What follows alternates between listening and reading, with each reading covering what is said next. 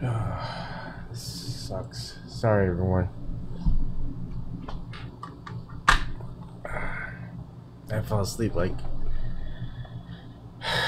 2 hours ago. This is what I look like in the mornings. Theoretically. It's not the morning, but I probably look worse in the morning. What's going on with my YouTube? Jeez. If I get to my...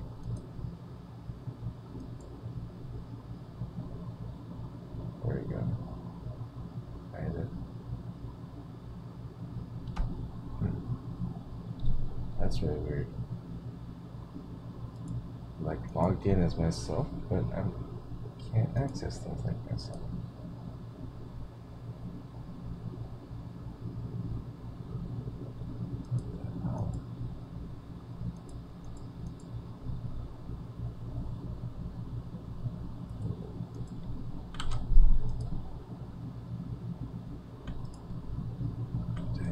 Set up right.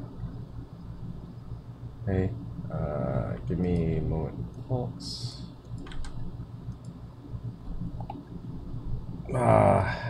Yeah, sorry.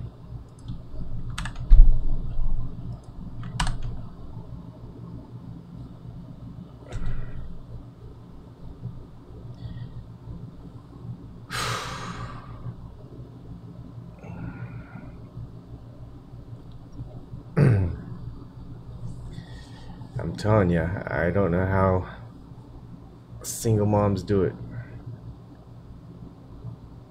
I have no idea.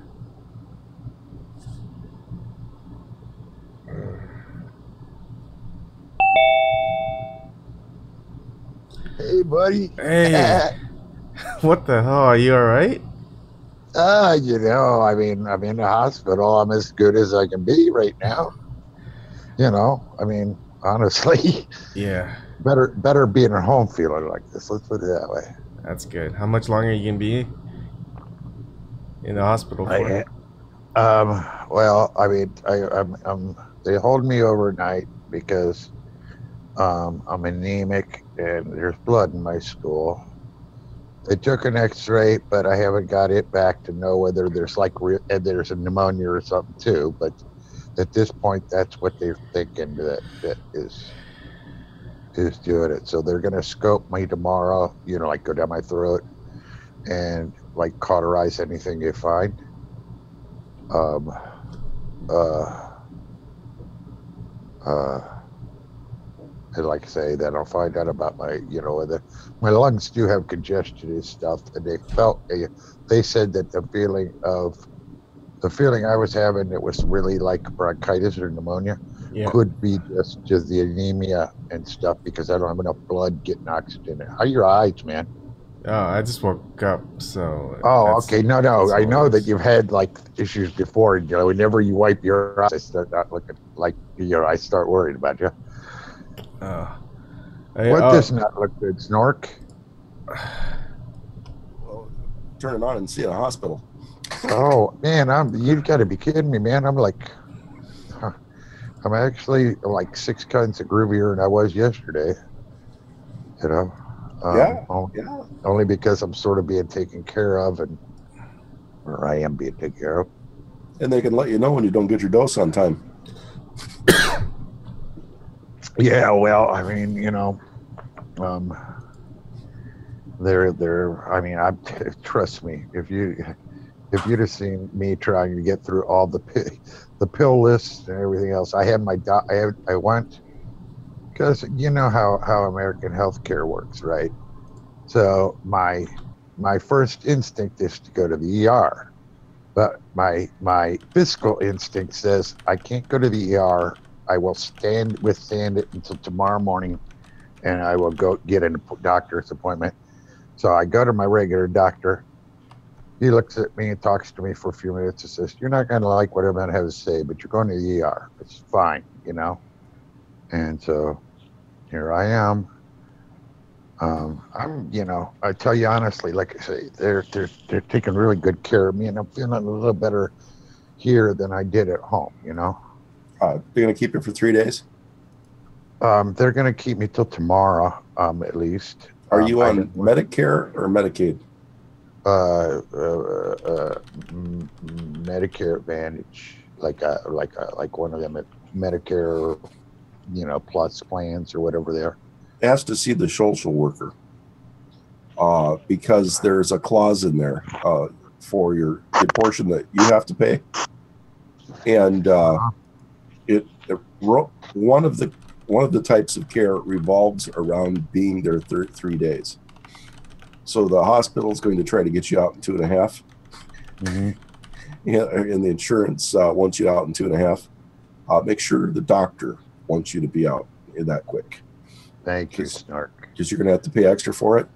And make sure that if it's less than 3 days, that the social worker knows that you have concerns that it might put you at risk if you're back home less than 3, which basically is the code words for, I'm going to make sure it's a huge lawsuit if I get out here less than 3. Okay. Hey, thanks, Snark. I wouldn't have been hip for that. Yeah. Just like I said, the main words are, I'm concerned that there may be a risk if I'm released early. Thanks.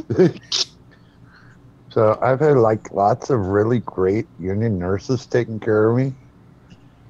I mean, Roseanne tomorrow should be proud of her people. In fact, you know, I gotta say, other than there's only 2 hospitals that I rate this high. This one and Meridian Park, I think it was, hospital in Portland. These are probably the 2 best hospitals I've been to. I mean, just from the standpoint of how people treat you and everything. You know, but they kind of whipped me in pretty quick, you know, because my doctor called ahead, so I kind of checked in and they just wheeled me in, you know. Well, I've been having lovely jello and broth. I mean, and finally, the thing that kills me is like I'm usually not hungry. It turns out that tonight I'm hungry.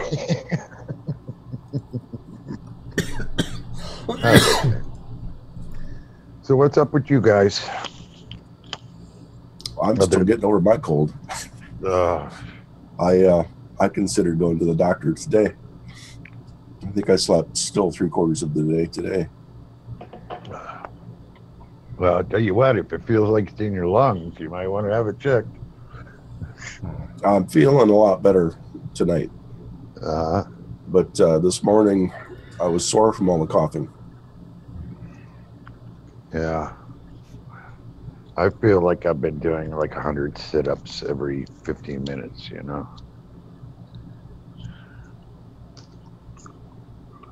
That actually wouldn't be that bad. You'd have some really nice 6-packs, I'm sure. You know, hey man, I'm you know, I'm about as close as a 52-year-old man can have, I think. At least one that it doesn't do anything except for lie on a couch, you know.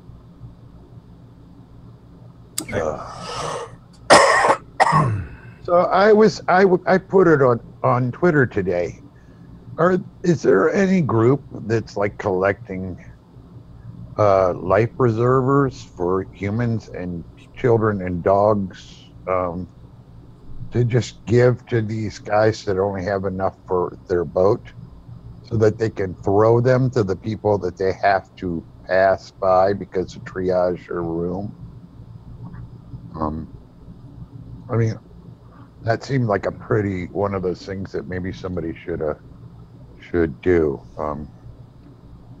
Are you talking about the Texas situation? Yeah, yeah, down in Texas, you know, because they got all the private boats down there, like it's Dunkirk or something, and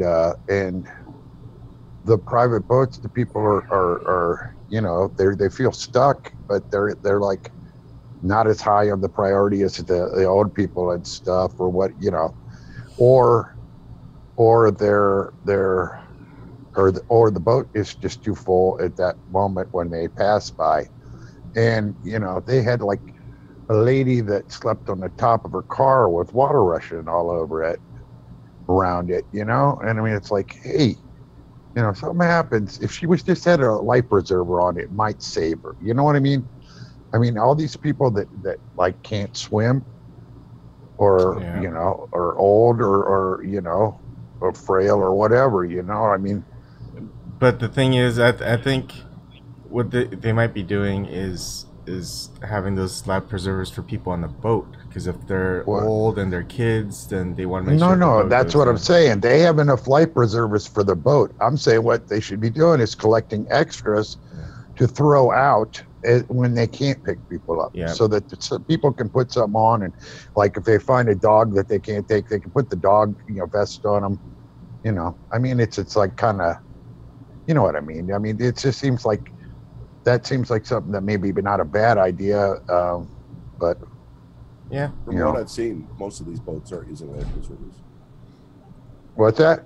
From what I've seen, most of them are not using life preservers. Right. Even when they're giving the rides, they're calling for everybody, and many of the people are bringing small fishing boats that are only meant for a couple of people anyway. And when they don't go over to the house of 25 people, the house of 25 people are shooting at them. Yeah. Yeah, I mean, it's guys in John boats, airboats, anything that could float in low water, pretty much. Like I say, it looks like Dunkirk. Yeah. Well, yes, it almost is like a Dunkirk, except for the no strafing aircraft. Yeah. They've got the bullets. They don't have the strafing aircraft. But to me, it's a complete failure the moment we have to send Red Cross. There should be no charitable organizations involved. These people should be completely taken care of by the government, and the government should be as prepared as possible. These are events that aren't unforeseen. I don't care how much water it was. We should be ready for this level. And if we're currently expecting this, we should be not considering this as the extreme. We should be considering this as 3/4 of what the most extreme is. And that's what we should be prepared for. What the new norm is. Yes. Pretty much, yeah. So, but again, any money given to Red Cross, I believe something like 85% of it goes to administration.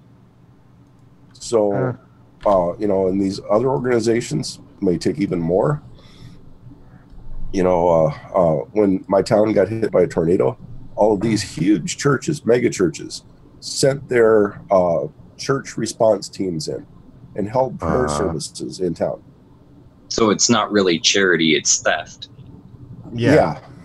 Well, it's but again, all of them had their big vehicles that they had their church name all over it and whatever. I mean the mega churches. The in other words, advertising. Right, and they showed their great big storm response vehicles pull in, park in an area of town, and then basically give a church service. That's not the same as going out and helping people.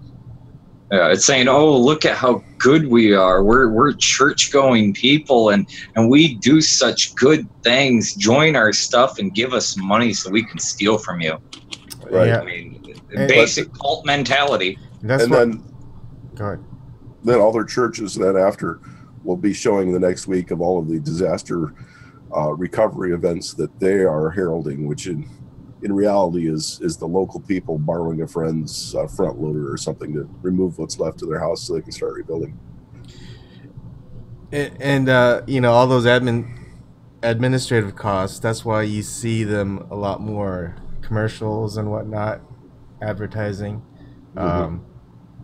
Probably the real good or the best actual charities that actually do work, probably you don't know about them because they're probably just they don't spend that money to advertise. They don't advertise. Yeah, exactly, Ebon. I completely agree with you there. The actual charities that do work, you'll never really hear about them.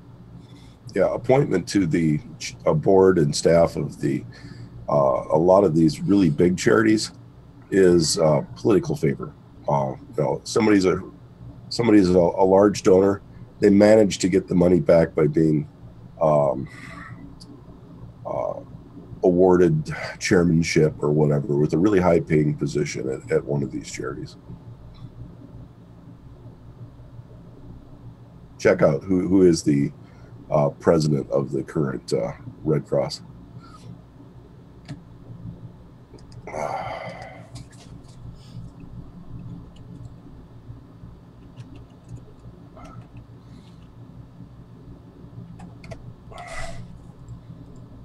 Well, at one time it was Libby Dole. Yeah. It's usually somebody that's like a political type. Current one is Bonnie McElveen Hunter, former U.S. ambassador to Finland, and CEO and owner of Pace Communications, the largest private custom publishing company in the United States. Mm-hmm. Yeah, he's small fry. One moment. I kind of want to talk to Broken Carpenter for a second. What exactly happened? Well, like I told you, they found blood in my stool, and they think I'm bleeding in my stomach. And tomorrow they're going to scope my end and cauterize anything that needs to be cauterized. Maybe give me a blood transfusion, and I also haven't found out about my X-ray results yet. That's on my chest. So I could have some sort of pneumonia or something too. But they said that the feeling I was feeling is I've had pneumonia and bronchitis, okay? And like I would go to work every day and desperately try to go back to work. And every day I would like climb one ladder and I would almost fall over when I got to the top of it, and I'd have to spend some time, catch my breath, and go home. And I did that for damn near a month or something, or a few weeks at least, and which is a long time. You know that, Kevin. Yeah, I've been there before.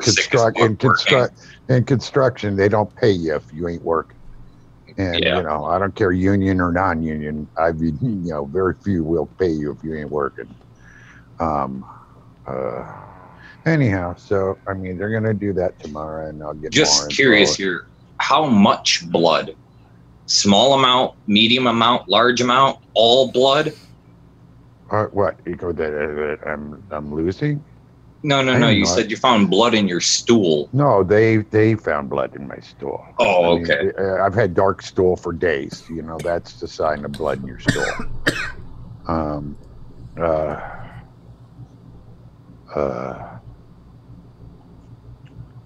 Anyhow, yeah. So they found it, and so now we're watching me closely, and they're doing, like I say, this is a really great hospital. They're taking good care of me. It's not like I'm sitting around at home like waiting to come back in or something. So the one kind of good thing you can draw from this is I think the hospital's internet connection's better than yours. I don't know. Actually, I don't know about that. The lighting's better, but I don't know about that. My internet works pretty good both places. Your voice is a lot more stable than it usually is. Oh, that's because you can't talk as fast. And I can't talk as loud because I'm in a hospital. Yeah, and because I can't use my medical marijuana right now. Oh, that's a bitch. Or my ibuprofen, or my acetaminophen. Ibuprofen can actually cause ulcers, just letting you know. Yes, I know that. I know that. One of those things you want to be careful with. Well, yeah, I know, but it was like pain or no pain, I mean, but anyhow, so. I say skip the ibuprofen, smoke another joint. Yeah, well, actually, yeah, well, what they're doing is I talked to them, and so I'm on a very, very small dose of opiates. Oh, hi, Kelley. Hello. Knock back. Hi, Kelley. Hi, how are you doing? Oh, I'm just freaking groovy. Okay. You're groovy. I see Yeah. that. Nice digs you got there. Well, yeah, well, like I said, I got all dolled up for you guys. made sure to ask my wife for a bandana. I like came here with no hat or bandana, and I'm just not, it's like not a religious thing. It's just something I always cover my head. I don't know why. Are you like bald under that, or I'm just curious? No, man. I got like tons of hair. Oh, Oh, trust me, okay. man. I got like I was just kind of curious because it's like I never see you without a bandana or a hat on. If I let my hair down, man, I look like a freaking wild man. No. So you don't have any pain relief right now? Well, I always carry a bunch of pain. That's why I ask for only a little bit, because I hurt myself if I don't. Right. So Gotcha. I mean, and because I haven't been taking opiates, I needed a very small dose.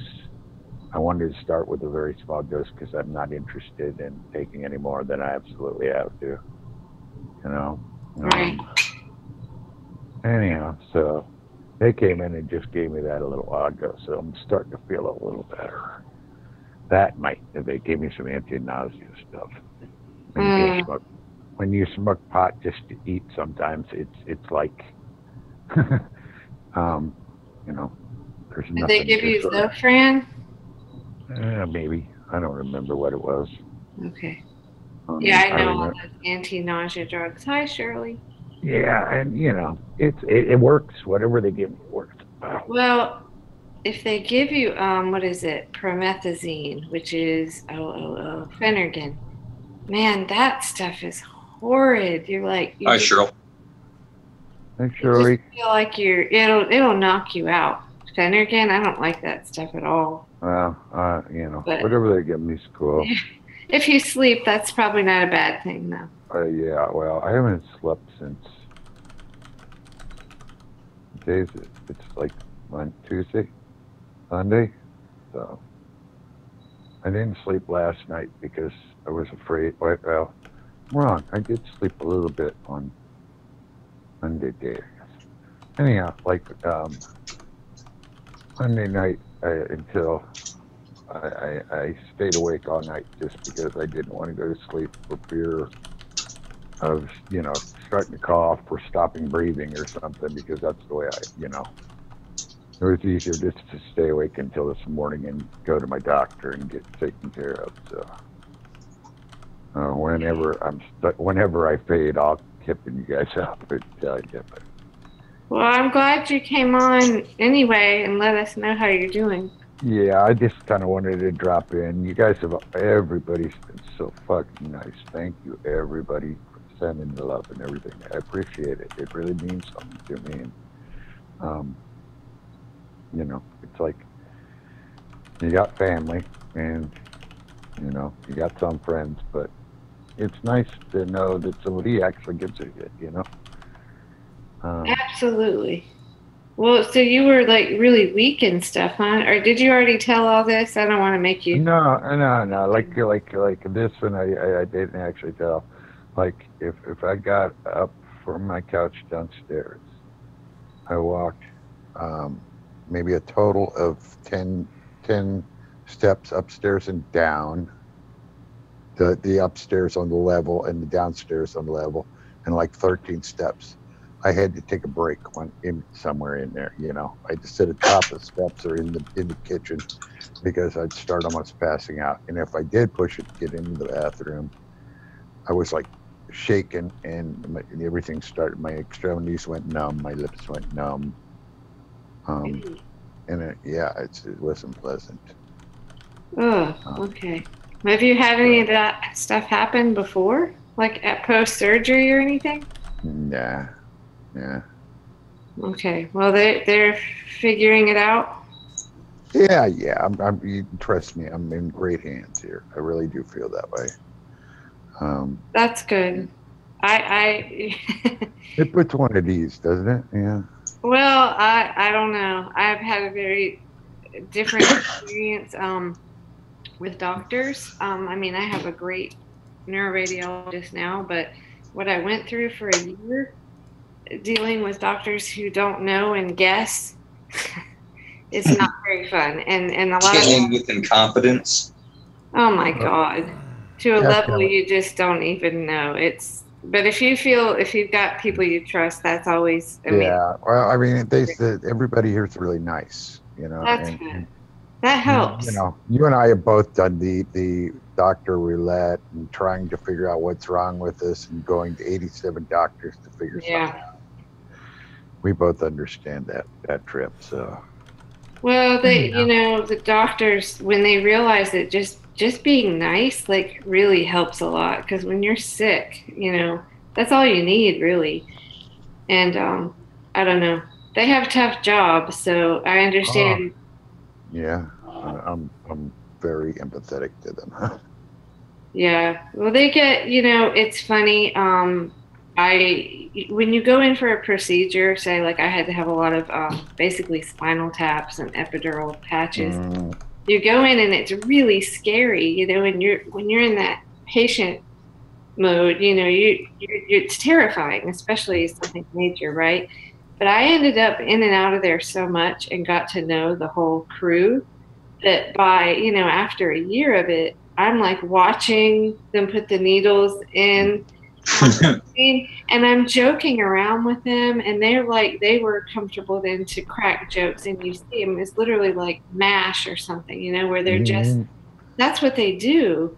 And this doctor is like the nicest person, you know. I mean, but of course there are some that are, I guess, talking about their golf game and leave a wrench in there or something. well, it's like it's like I go in to have my injections, and when I go in to get an injection, the worst position possible for me is face down, you know, at any time. And so I have to go in there, and then I have to lie around like face down while they're covering me and washing me and doing all that groovy stuff. And then they you know, and I used to get some, you know, something to just calm me the hell out, you know, and I don't even bother anymore because it's just like, Exactly. get it done and let me the hell out of here, and please hurry up and quit repositioning the needle 72 times. You know, Exactly. Yeah. my doctor I have now, it's pretty slick. He only takes like maybe one or two moves to get it right, you know, and get it right on target. And, you know, Yeah, but you it's no know, good when the patient is nervous and you can't help it, you know. But yeah, if you get to that well, point where you don't need that stuff, you're just like, ah. well, part of it was I'd go in and they would check my blood pressure and they say, well, we can't give you anything. So okay, tell you what, let's just do this thing. Hurry up, you know. I can take a beating for 20 minutes. I don't care about it, you know. I mean, I would prefer not to be like knowing what's happening when I can't. It wouldn't bother me much, except for when you're sticking a needle in the back of your neck, you can't see anything. And you know what I mean? You can only feel shit. You know that, or, you know, Yes, I can't I see a know. thing. So, Well, so you're having some kind of bleed though, like a gastric bleed, huh? that's what they think. You know, I mean, that's what we're going on right now. Okay, that's a little scary. Glad you're there at the hospital. Well, me too. Yeah. But like they got me, you know, do that stuff and everything. Oh, Trust okay. me. They know if I sit up at the end of my bed. So. Okay. Hey, Kelley, I don't know if you can see this on the chat since you got here after but I think this is scary. Red Cross Board, 15 people with an average salary of $500,000 who probably work for a few hours a year, and they're called charity. That's what I find scary. What the hell? They're a charity unto themselves. Exactly. You know what's funny? Sorry, I had to. Oh, it's fine. For a second there. You know, way back in antiquity of media, I really don't want to admit this, but like I didn't own a television for most of the 90s, or no, early 90s. And then when I did, you know, it's like, well, I'm just saying, I didn't know who was who. And I ended up watching Bill O'Reilly, like I'm talking like 2 just hear me out. He was talking about corruption in the Red Cross, and I was like, oh, great, you know, somebody that's exposing this stuff. And I quickly learned, you know, and didn't watch him anymore. But it's just funny because I always think of that when if I see something about the Red Cross, because I'm like, oh, I remember this. 2 weeks I listened to Bill O'Reilly or something. You weren't truthful. You weren't his target audience. No, but you know what? I feel the same way about Bill Maher now. So yeah, me too. Bill Maher is like, I don't know how to describe it. Yeah, condescending douchebag. Establishment has lost their fucking mind. Period. Thank you, Shirley. Yeah, they have lost their fucking minds. Yeah. I have heard different things. They still going after Bernie people. They lost their mind and they have their panties in a bunch. Yes, it's crazy. The election is over. She get ready to go on tour with her damn book, charging what, $50,000 or something like that. Oh yeah. Go away. Go away. I wish it worked that way. But Shirley, what happened? Huh? I said, but Shirley, what happened by Hillary Clinton? Oh yeah. Well, it looks like the two on the boogie board things are actually kind of having a little fun. I guess if it's going to be flooded, you might as well have the fun you can out of it. Hey, I saw somebody towing one of those like inflatable swans. Like a boat towing one of those inflatable swans. Mm-hmm. Yeah, that was good. It just had a deer on it. I want to ask one thing. What's the statistics of the amount of people in the United States that can actually swim? I'm just curious here. I know in Michigan it's kind of a given. Everybody can swim. Well, and like in my family, it was a prerequisite that everybody needed to know to swim. I mean, it was just what it was. We firmly believe that there are some things that everybody should know in life. In high school, my high school, only the life savers and me, who came from another town where we had to swim for 2 hours a week in school, were the only ones that could swim. I remember going to a beach with my friends, and all of them getting onto a tractor inner tube, and I would basically pull them around the lake. Snort, are you dying too? I'm getting better. Oh, okay. You sound very congested tonight. I was very congested. I still may go to the doctor just to see if I've got anything lingering. But, hey guys, I have to tell you something. I told my husband tonight. I said, Obama and Hillary is the reason we have Trump. He said, Obama didn't have nothing to do with this. I'm like, what the hell are you talking about? Yes, he did. Yep. Yes, he did. I think it was pretty bad during the... Oh, sorry. He summoned Bernie to that White House during the primary. Bernie looked like a broken man when he came back out to give I remember that. Yep. And Jane didn't look too happy either. And John Podesta was always at that White House during the campaign. That never happened. Yeah, I think that was a little talk of, okay, look, that was cool and all, but time to dial it back now. I'm pretty sure that they probably had a conversation with Biden and with Warren way back before it even began, that they had no chance. I realized that Biden's son was ill, but I think that Biden would have gone anyway. I actually think Elizabeth Warren never came out with her reason why she wouldn't run. She had so many people wanting her to run. Something pretty big was keeping her from running, and I don't believe that she has any skeleton in her closet that could have prevented her from running. You don't think Elizabeth Warren has any skeletons in her closet? None that wouldn't have come out already. And that fight that she had to get her into office, they would have tried everything they could. If they didn't find any skeletons in that race, I'm sure that she didn't have any. And compared to Hillary, she's like a saint, I mean, as far as joined us. But, hey guys, I'm gonna get going. Okay, you rest. Thank you for all the All love. right, It's broken, true. I mean, get better. thanks. Night, It's Carpenter. truly Quit crapping blood. yeah, well, it's truly humbling. You know, there are days when in your life when you're kind of humbled, and today's it. So thanks, guys. All right. We love you, broken. Have a good one, man. Good luck. Love you Love guys you, too. broken, See you man. Be tomorrow. After the surgery, get the brownies. Can't wait. Yeah, Yeah, I eat either. brownies. Well, actually, I already told my wife that she's gonna go pick me up a few edibles and and a few oh, what are they, the cartridges Lollipop? for my battery, so that I can just smoke. I can vape for a couple of days. If you get a But chance, when I get grab home- the when I- chicken marsala. They do when a I get pretty home. good job, and you'll be home before you know it. Much love. You betcha. Well, lots of lovely broth. Who's All right. 177297? I see you guys tomorrow. Night, All Carpenter. right, broken. Bye. Love you. Who is this? Want to say Who- hello?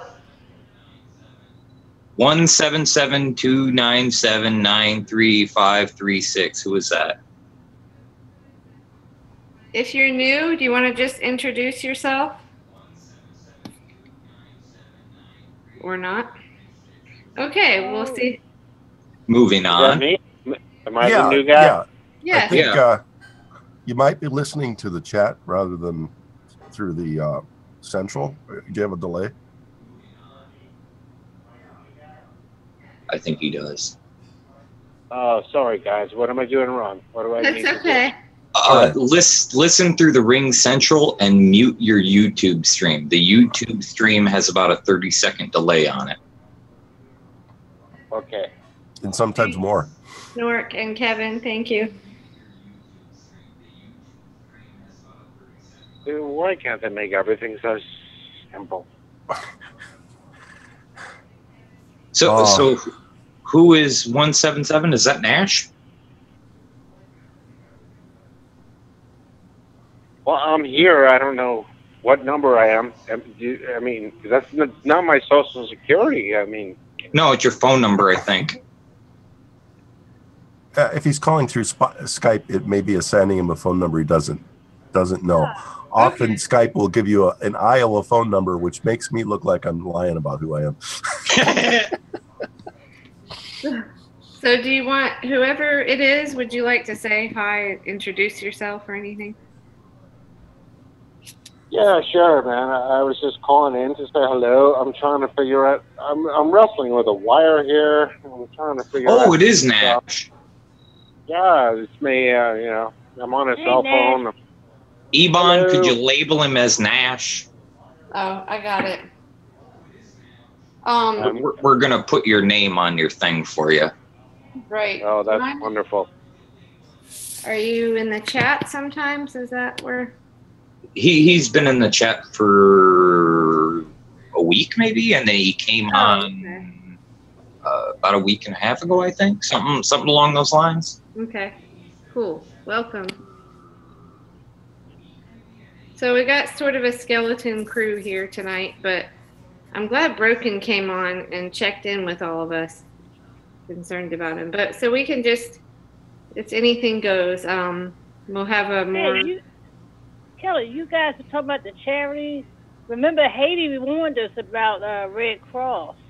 Right. Yeah. Red Cross wasn't the only one. Yeah, the Clinton Foundation went down there and held Mhm. a whole lot. I hope my lack of video didn't inhibit the reception of the air quotes I made. Yeah. No, I don't think Clinton's going to actually step foot in Haiti anymore.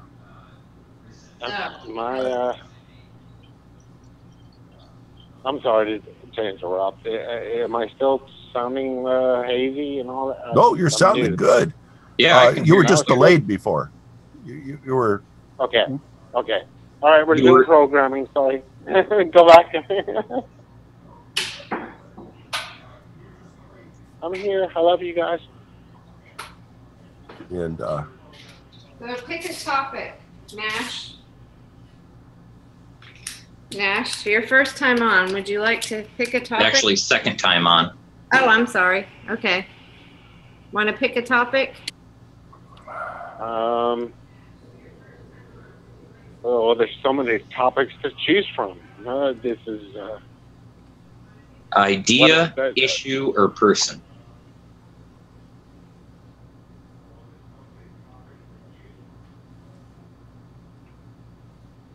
truth. What did you say? Truth. I picked the topic of truth. Of That's a great what one. issue?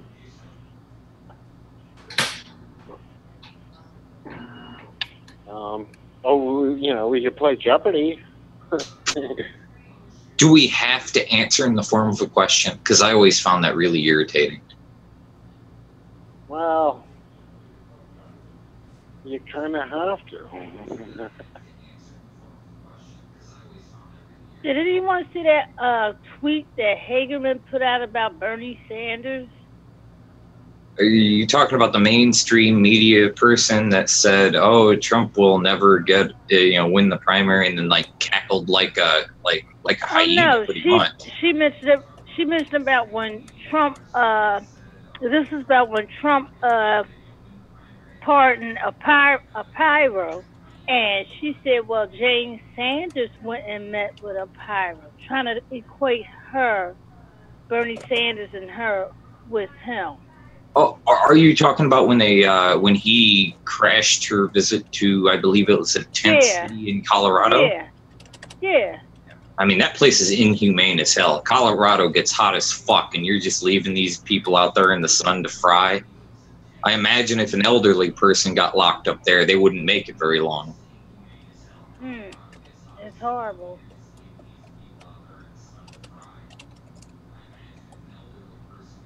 I mean, they just keep going after Bernie Sanders' followers, and the election is over. Not to them, it isn't. Move on. Take Bernie's ideas and run with it, but they don't want to do that. That might actually help the country. In Ronald Reagan, like Ronald Reagan. Wasn't that like how many years ago is that? Like Reagan. What was Reagan? And they still talk about Reagan, the Republicans. I wish they would talk about Eisenhower. At least I'd have a little respect for the Republicans. Yeah. I respect everybody, but I never understood the fascination with Ronald Reagan. It's like they pulled it out their ass. Like, the Dems had JFK, and now, we have Reagan. And I'm like, well, I don't get it. Because Reagan was popular because he was a spokesman for GE. He was on TV, and he basically brainwashed him just on GE commercials, so he had a lot of name recognition beforehand.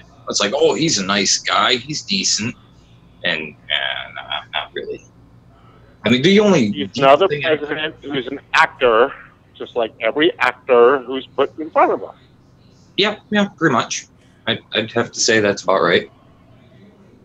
But I don't know. From the older people that I know, there are a couple things that Reagan did okay. That at least from their perspective, what they said.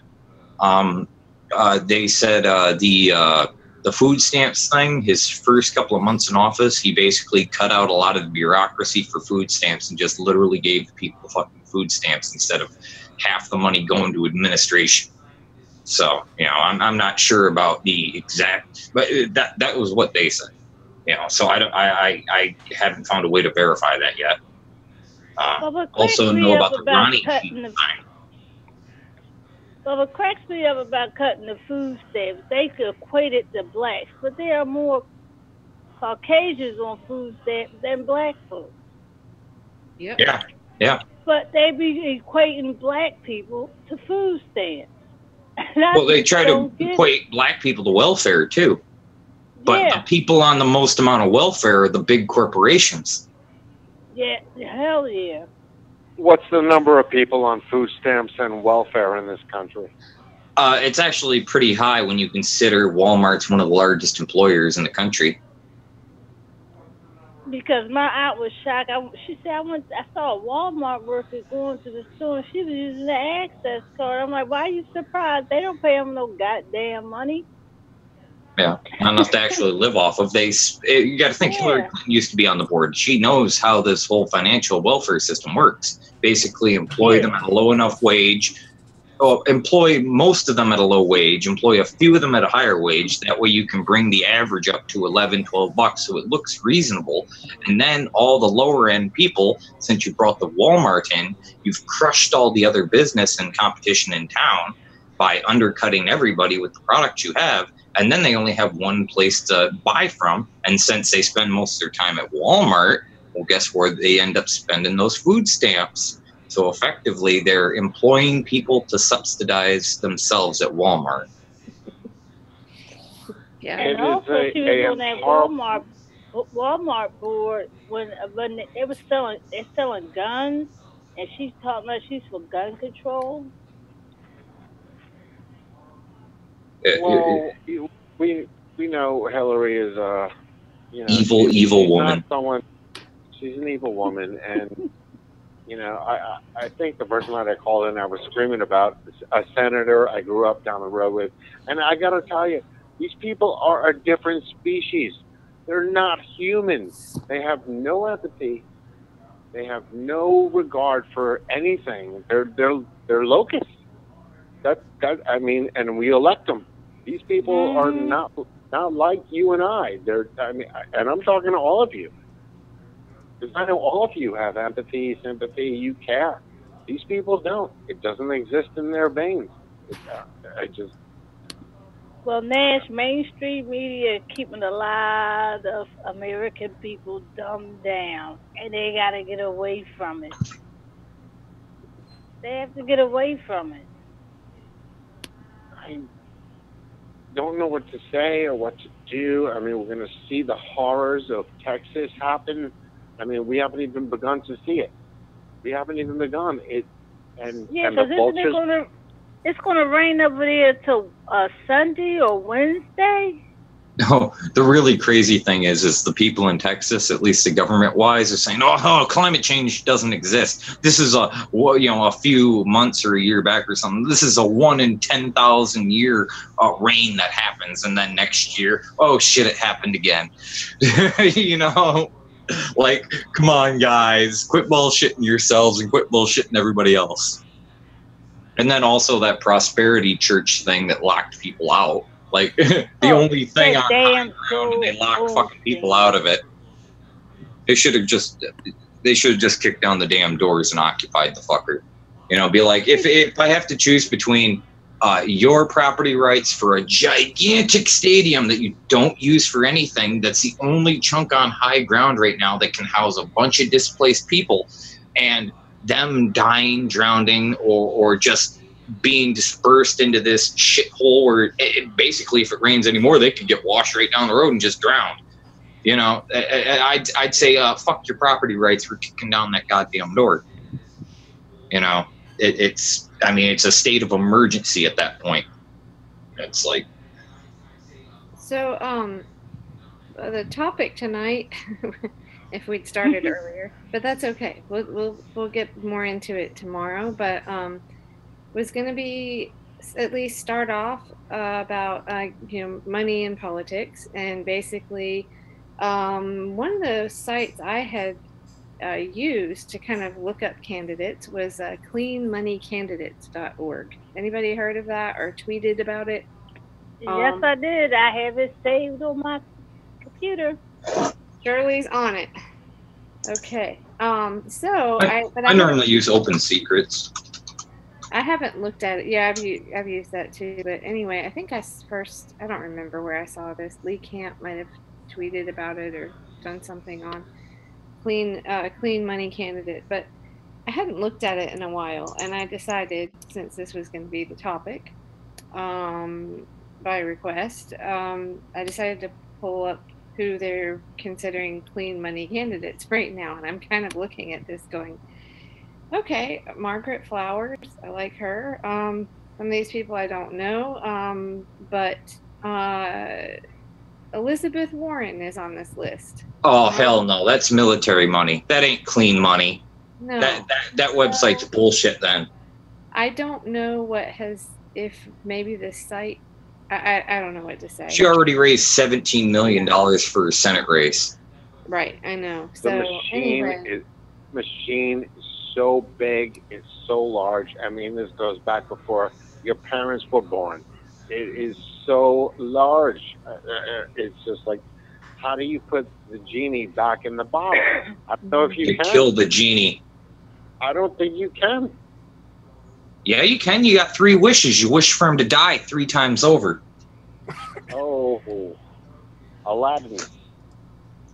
Well, you said genie out of the bottle. Well, how do you put it back in? Or like I said, you wish for him to die 3 times over, or wish for him to die twice, and then the 3rd time to put his corpse back into the bottle. You could wish upon a star. I don't know if that's going to work. Sorry, I got distracted. I just saw the link that Snork put up about Snap. Yeah, I mean, so we can. Sorry if I'm jumping around a bit here, but I wanted to say something about that. I have a friend who's a single mom in DC with 3 teenage boys, and she works like, I don't know, 60 something odd hours a week, and I just think, based on what she tells me alone, the system is so broken. I mean, she took another job and she got her food stamps cut. So it seems, I have probably said this on here before, the whole system just seems to me very backwards. I mean, if you're really like unable to work, if you're disabled or something, that's different. But otherwise, I think that, why are we not supplementing people? Why are we punishing them when they work more? Like, so she took another job. So I have an answer for that. Well, yeah. If you look back to Bill Clinton and it goes back to welfare reform, it's called the Worker Incentivification Program. Right. That's specifically what you're describing. But we know Clinton worked it all up.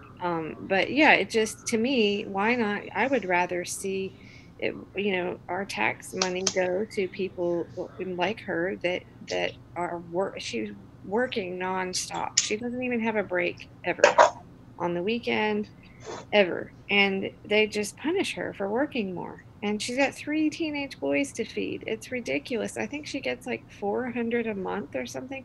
So when I hear people say, oh, people are just, living the high life on food stamps and welfare, it's just absurd. Like, who would? It's complete bullshit. I don't know who would choose that. It's hell for her. And her husband, he had a big booming real estate business, and of course that all went bust, and he's gone. So she's on her own.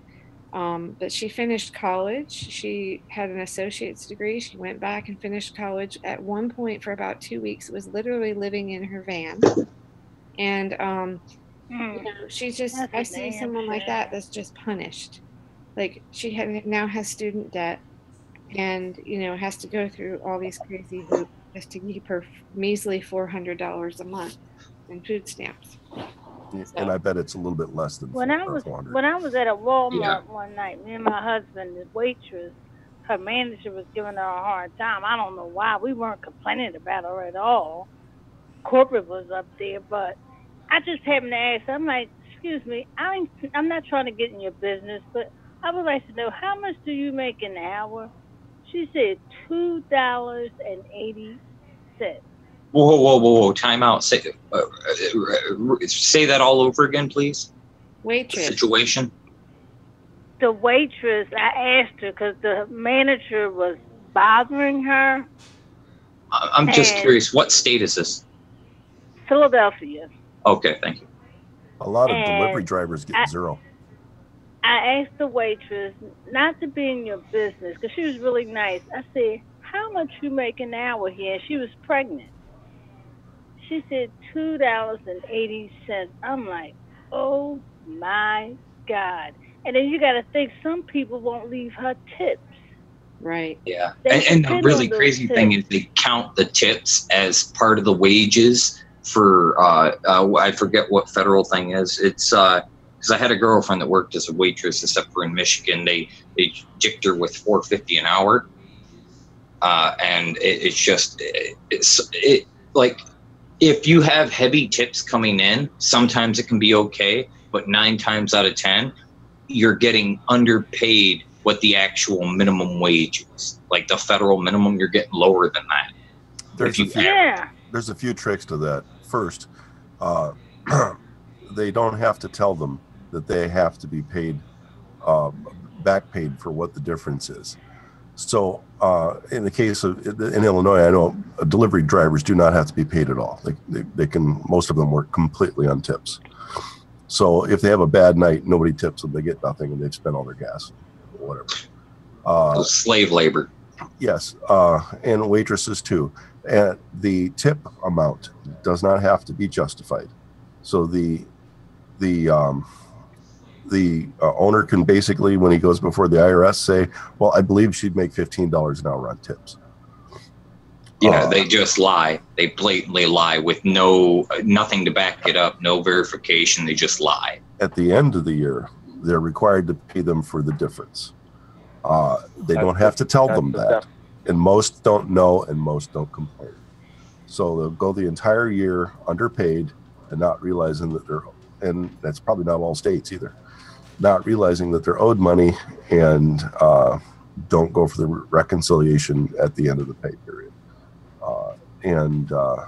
So most of the people that are in that situation are already at the end of their rope. They don't have room to, or sometimes they're not alert enough after all the stress they're on to ask the extra questions. And it's an extreme condition. And I just think a tip should be extra. And they should have a base wage. Everybody should have a base wage that is not negotiable. And the base wage should always start above the minimum wage. Which minimum wage? Livable. The federal minimum wage, the state minimum wage, or? Well, I believe that that's what we also need to work on, is the federal can't be overridden by the states to be lower. And everybody needs a living wage for their area. So I got someone to, I think, change their ways regarding tipping a few weeks ago. We were out to dinner, and this person, I'm going to try to be more vague on here, says, well, you don't tip on the tax. And I was like, what? What are you nitpicking over here? And this is someone who can most definitely afford it, but learned from Depression era people how to pinch pennies. Fine, but don't pinch pennies with the people bringing you your food, right? So I said, yeah, they'll spit in it. Yeah, exactly. Yeah. So I said, no, you tip on the whole amount, and then you round up, unless it's really shitty service. Okay, you 20% and you round up. And I get this like just funny look at a comment about welfare, and I said, oh, God. I know. I said they're not on welfare. They're working their butts off. And I said, and the next time you walk in here and you want service, and this is a small like town, do you want people? Oh, here comes that guy that doesn't tip on the tax, And I tried to, but the minds had already been changed before I made it. This is how it will be beneficial to you. Also, like, you'll get better service, and servers talk to each other. It's a small town. They'll be like, oh, you take that guy. I don't want it. I mean, I've waited tables. I remember this, but got him to change his mind before I had to spell it out that way. So I thought, well, okay, at least I did something. Maybe, hopefully, some server maybe can thank me for that. Around here, a lot of the churches believe that if you need welfare, that it's their duty to punish the people. And when you said punish earlier, that's immediately what I thought of, is that they're not wealthy because they're being punished, and that your duty is to help punish them, to make sure that their life gets as miserable as possible. That's why I don't like religious people. Well, not churchy religious people. Wow. At the time that they're saying that they're there for charity, when they do see somebody that needs charity, they're the least charitable toward them because they feel that to me it's a psychological thing where they need to feel better than someone, and they just dump on whoever is at disadvantage, and it's awful. Yeah, that's marginalizing any group. That's always what it's about. Yeah, but it's really evident here. I notice it here much more than I did in Illinois. Well, I worked as a waitress in my 20s, and it was $2.13 an hour. But back then, I hate to admit how old I am, but no, we had Aren't you about 45? What? Aren't you about 45? 46. Just turned 46. But anyway, no, it's okay. I don't really care. But it's funny to my kids when I say before cell phones. You're a good-looking 45 or 46. Thank you. I appreciate that. I think I joked that I was preserved inside with no sunlight because I had my spinal fluid leak. Because my neuroradiologist, she doesn't look her age either, and she's like, we're always inside. That's what it is. But anyway, what was I saying? I totally lost my train of thought. 213, you got paid. You didn't want to admit your age. Thank you, Kevin. You're welcome. Okay, so yeah, it was before, or debit cards were out, but people weren't using them. Everyone was still carrying cash mainly. So when you would get cash tips, you didn't have to claim all of that. You could claim, I seem to remember something about 8% or something of your total sales. So you were able to actually, even though you're working for slave wages, it was a little bit better. But now I always think about this when I go in, and I should carry cash more. If you can, tip your servers in cash, because then they don't have to claim it all. But now the way it's done, it's even worse with the debits, because what ends up happening is it gets marked, and those people carrying the debits do a transactional tax and actually take money off of it. So you have a middleman in between stealing off the top. So you're completely right. Tipping in cash is far better for them. There's another reason for tipping in cash. My son delivered Chinese food for a few years. If the tip was on the credit bill or the debit bill, the boss kept it all. If he got cash, he got to keep it all. Oh my God. What a thief. On a night where it was mostly prepaid, he basically got nothing. And I eventually helped him get another job. And but it is that bad for most people, and it's not made aware of. And again, they use that loophole. Well, we say they can make this much an hour on. They don't have to prove it. But I agree completely with I will not call out for a carryout unless I have a decent cash for the driver, regardless of if I prepaid for the item. I give them cash. Not even if I'm driving? Oh, go ahead. You'd get a cash tip, Nash, as long as you weren't drunk driving. Well, I can be a mean person one day, but I'm the nicest kid tomorrow. I'll drive you where you need to go. Do you mind saying where are you, Nash, in the country? I'm in Florida. Florida. Okay. Where are you? North Carolina. Where's we're all humans. We're all American. We're all kind of spread out everywhere too, which is interesting. Well, Southwest Florida right now is getting rains almost as bad as Houston. What's it like outside for you, Nash? What was that? How's it outside for you? Is it dry, or are you looking at a pool in your front yard? Oh no, I'm in Florida. Everything's fine here. So you haven't been hit by rain. You're up by Gainesville then? No, I mean I was here when Francis and Jean hit us. They were 3 weeks apart too, like 2 hurricanes bam, back to back. It sucked. And it's not the hurricanes itself, it's the aftermath. It's always the aftermath. I read that I remember that. I think it was 2004. It was horrible. From what I can tell, Fort Myers Beach had 14 inches. That's a flat area.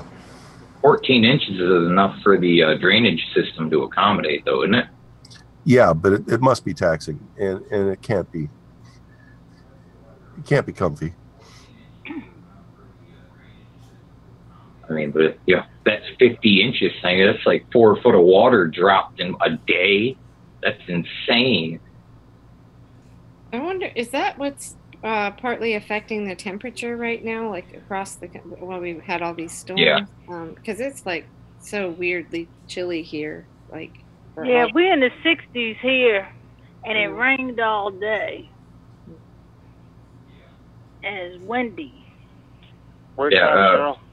From what I noticed, in Michigan, right as that hurricane started coming in landfall towards Texas there, the couple of days before it was nice and toasty, and then right when that thing came in and it started hitting that area, for the past 2 or 3 days, the temp has dropped to about 50, 60. Mm-hmm. So it's having, at least, maybe it is an effect here. I'm not 100% sure. Could just be the weather patterns from the lakes we have around here, because we do kind of have kind of a slightly different climate than the rest of the country. Yep. Yeah, I tried to get in the water up there. I kayaked, but I mean like get in the water, like swimming. I didn't make it very far. Oh, you just got to jump in. Don't worry about it. Just jump in. Whenever you try to inch your way in, it's horrible. You just got to dive in and go for it. I just, I miss Michigan. I love it, but I think I have, as far as swimming goes, once you get used to the 95-degree summers down here, I can't get in ice cold water unless it's like at least 85 outside. Oh, come on, chicken. I don't know. I mean, I'm fine. I don't mind the cold otherwise, but I just don't want to swim in it. I don't want to be soaking wet. 5 minutes in the water, you're completely used to the temperature. Yeah. Who's the gentleman that's talking? Can I jump in? I'm sorry. I know. Oh, go ahead. Just the gentleman that was just talking, because I don't know his name. I don't know how to address him. Kevin. Okay, Kevin, the other night, you asked me for 5 solutions, correct? 5 policy positions. Okay.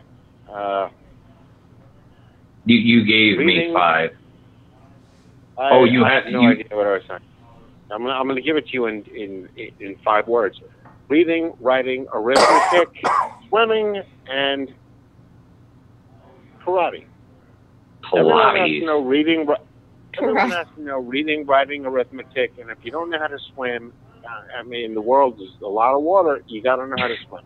So, probably a good idea. Let's start there.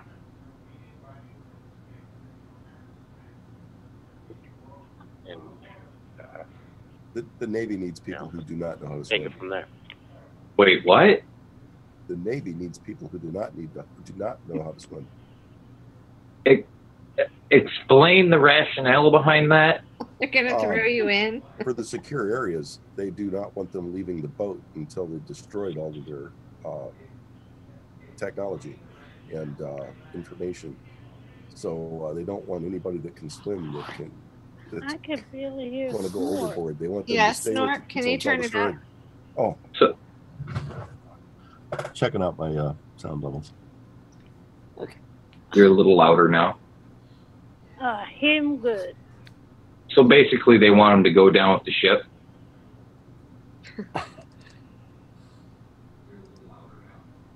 How many people know how to swim? I can't sink. I do. I know how to swim. Yeah, I know a lot of people that have some buoyancy too, who could just float. That's a polite way of putting it. My parents didn't want me to drown, so they gave me swimming lessons young.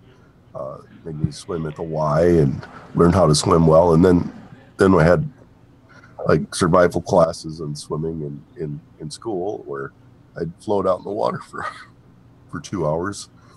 And all that time, it was a struggle for me to stay at the surface.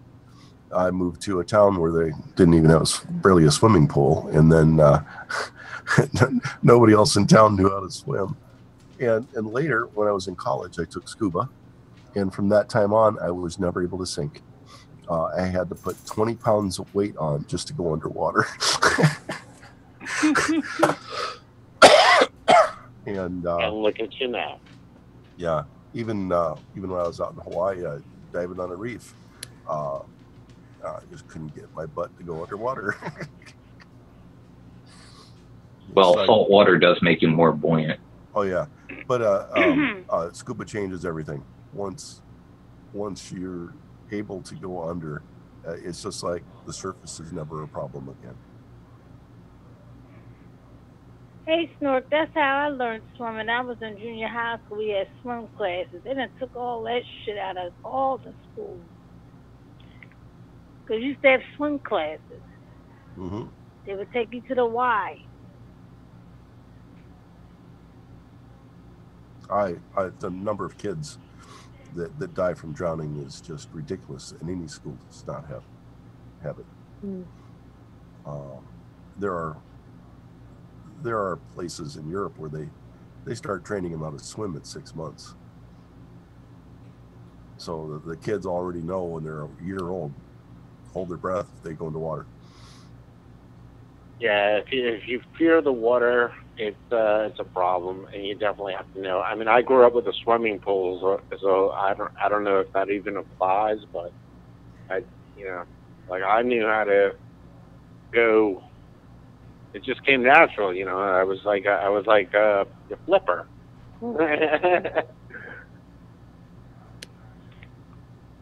You got to know how to swim. Well, that's a funny thing with everybody talking about how they learned how to swim. I've been able to swim for so long. I do not remember when I first learned how to swim. I mean, it's just kind of been one of those things where I've always known how to do it pretty much. Like, I don't remember learning. You're probably less than 3 then, maybe. Well, I know I learned it in school. We had classes on it. You had a pool at your school? Junior high school. They took us to the certain one day a week. We went to the Y. Yeah, mine had it in the basement. We got like graded on it. We had maybe a 40-foot wide by 200-foot long pool in our basement. And I totally for. Were you a rich kid, Snork? Not really. Well, if you have a pool in your basement. Not in our house, in my junior high. And my junior high was built in the 1880s. Wow. Okay, for a second there, I thought you were saying in your house. Okay. Yeah. My mistake. A house big enough to have a 40 by 200-foot pool in the basement, I would consider them wealthy. Yeah, well, I mean, middle class 30 years ago probably seemed pretty wealthy now, right? Yeah. I mean. But, back in the day, I'm just being nostalgic, I mean, my dad, taught me you have to learn how to swim. It was so important, so he drove it home. Yeah, we had a pool in the backyard, so we wanted to make sure I didn't fall in it and drown, probably. But, I was raised with it was a big deal.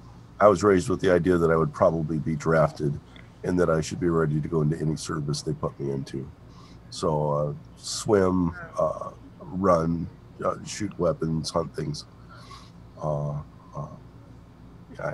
never really liked hunting. I don't like fishing. But, I was... really? Not fishing? That can be kind of relaxing and fun. I get bored easily. And the 60s were pretty easy to get bored in. We didn't have the excitement of today. That's probably why I spent That's one word for it. Yeah. It's probably why I learned electronics in grade school. Back then, you didn't have the internet to learn it from, so you had to really teach yourself. You mean you remember a world before Google too?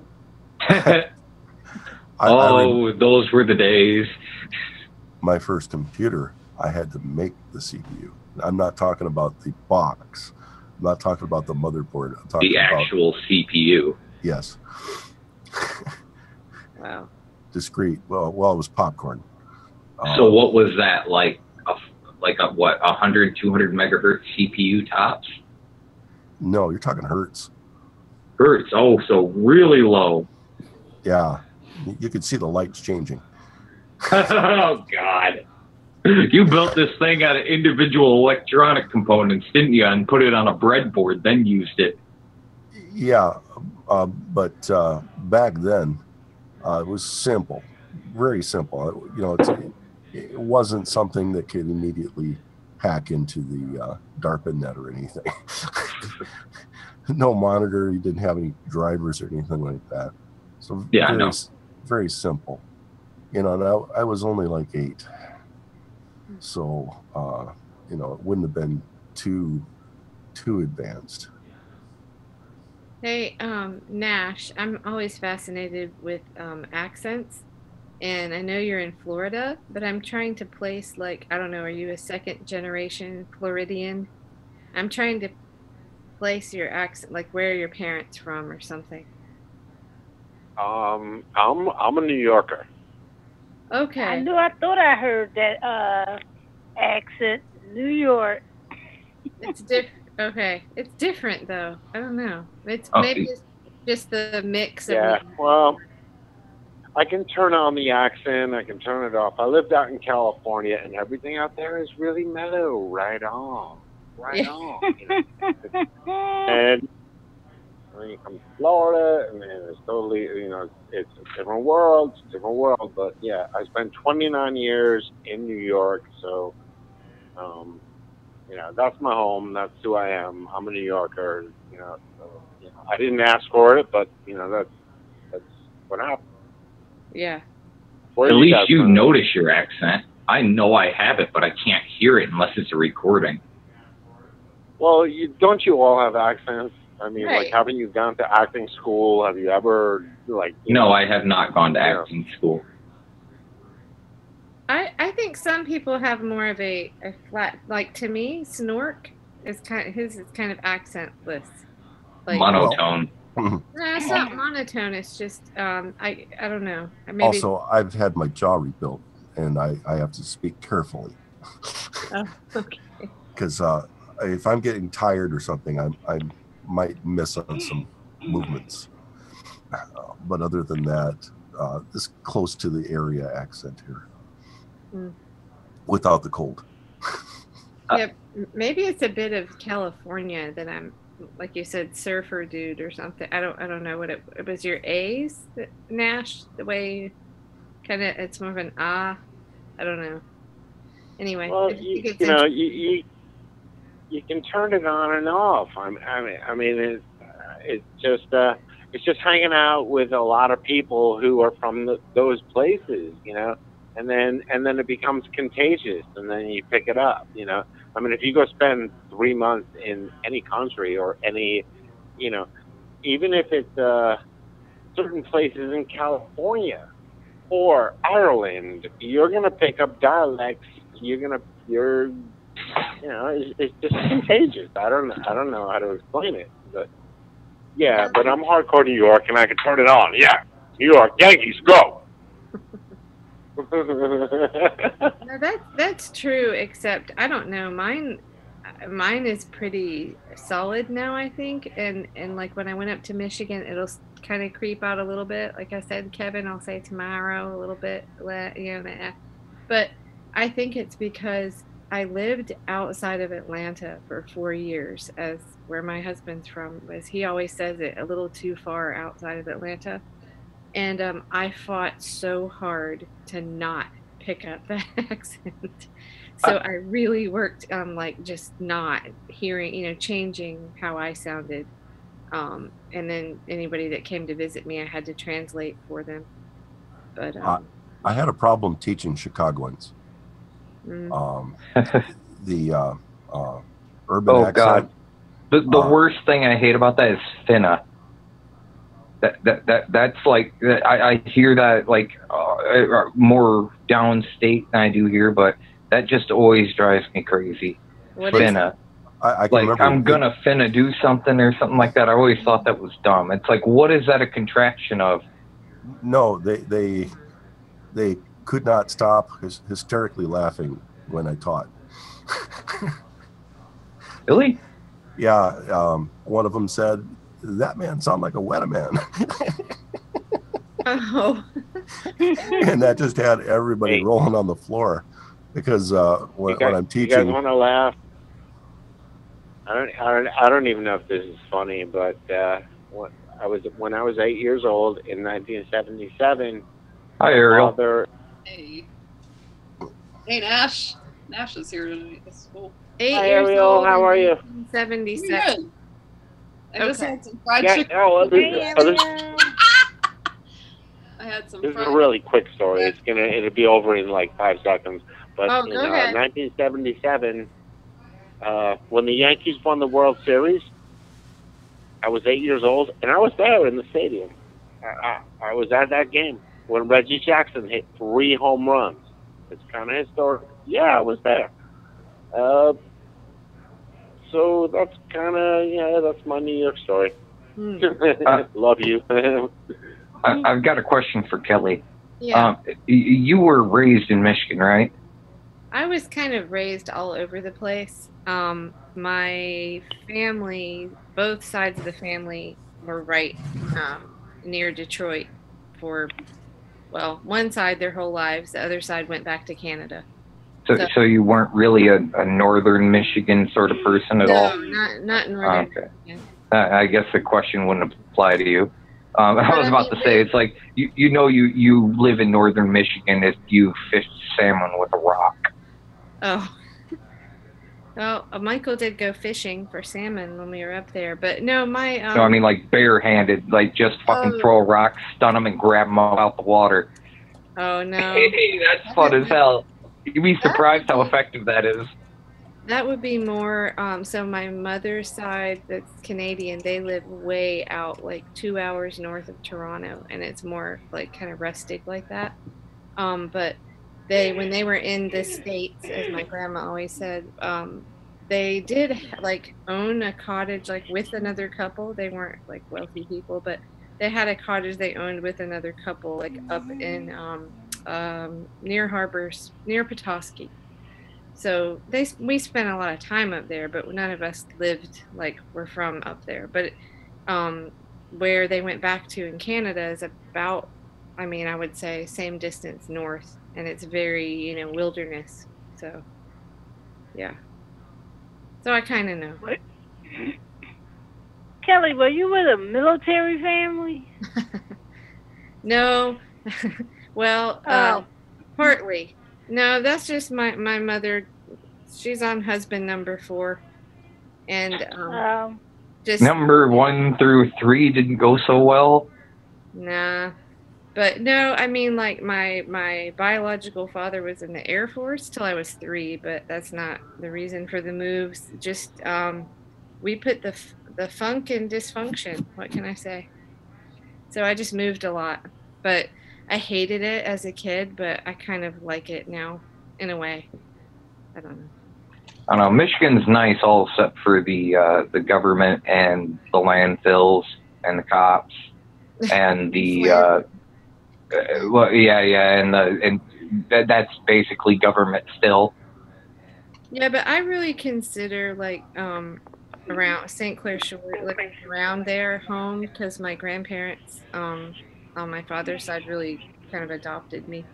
So, and my sister, and they were there their whole lives. So, you know, that's really like home base to me, even though I've been down in the South for a long time. So that's the rub. Well, I love you today. Do what? Yes, you did already say that earlier. Well, would anyone be upset if I said it again? I love you.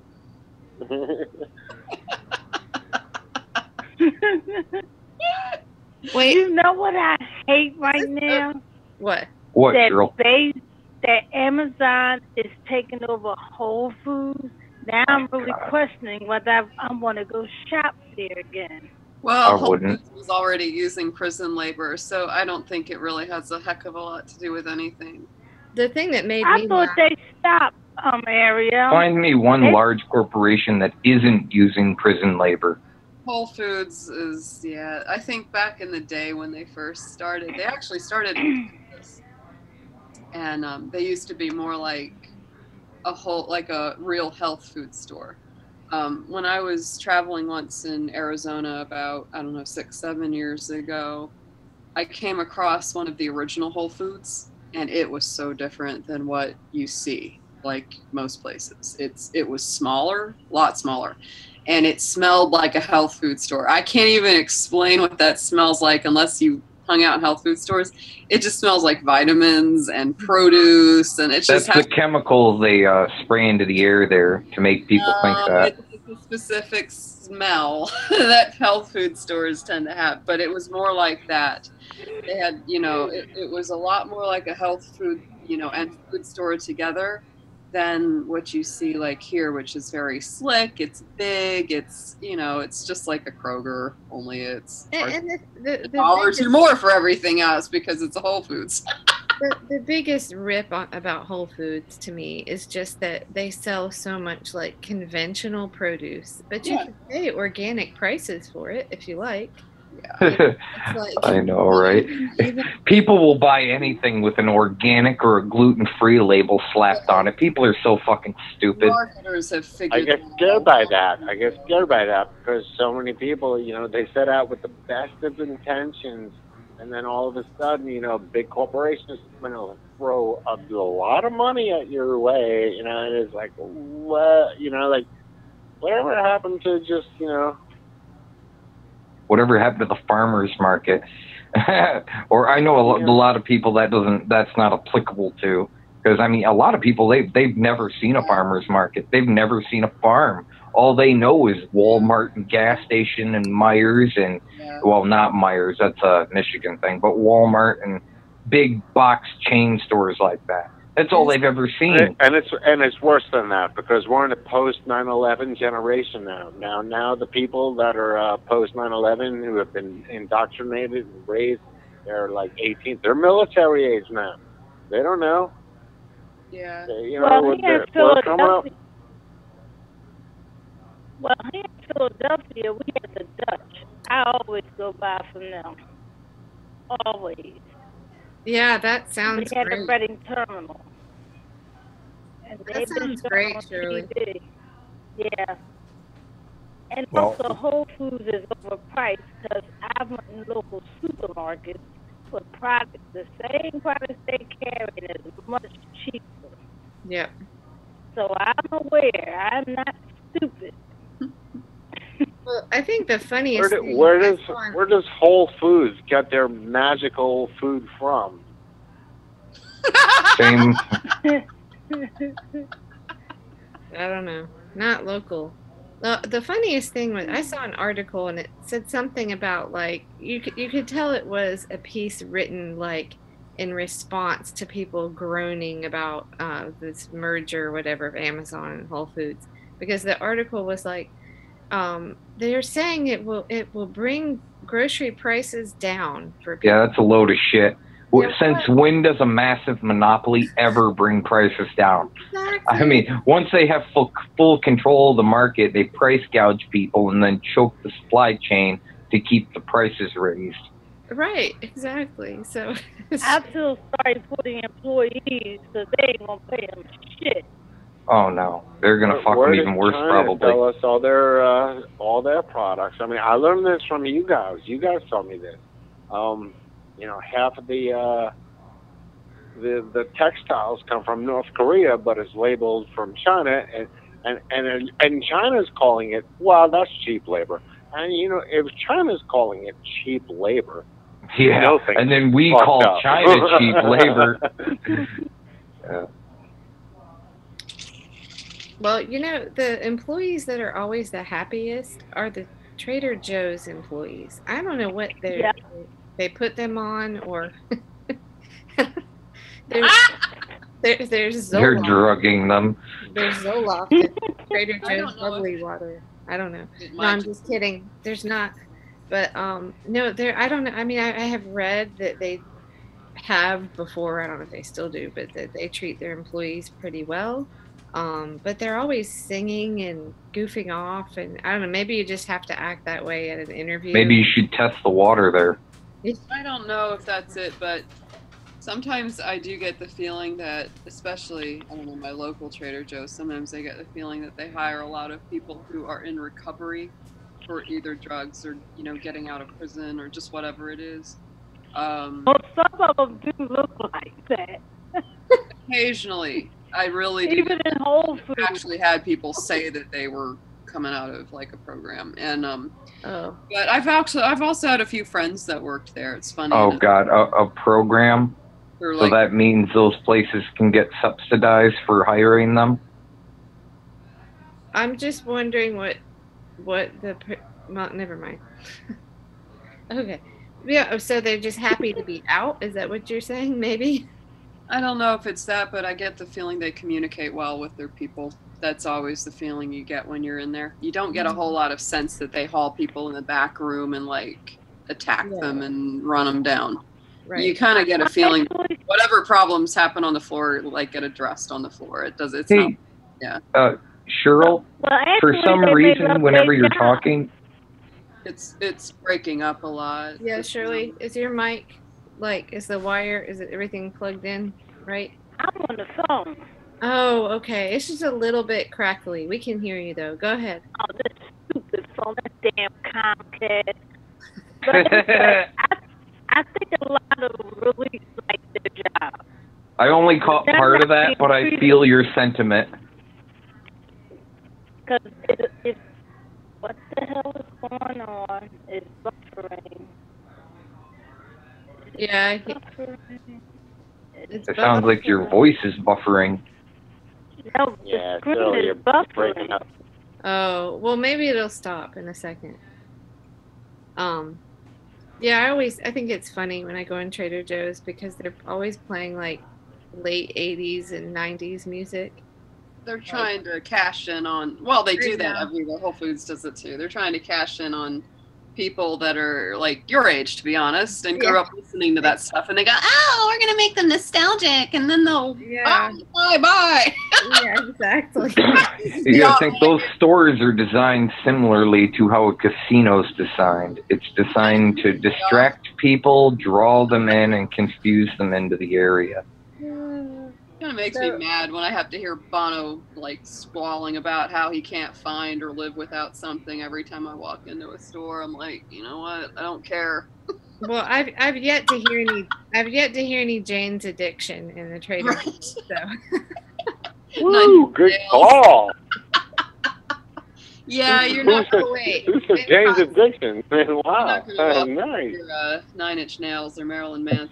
Oh, here we go. It's on. Awesome. Yeah, what kind of Jane addiction? The Mary Jane kind? No, Jane's Addiction. Like but there's the song Been Caught Stealing. That probably wouldn't be good. Only a certain generation would get that joke. I mean, like, yeah, I didn't get it. Oh, that's right. You're younger. Yeah, no, actually, okay, Google it, or I know, where did I see it? Amazon videos, maybe.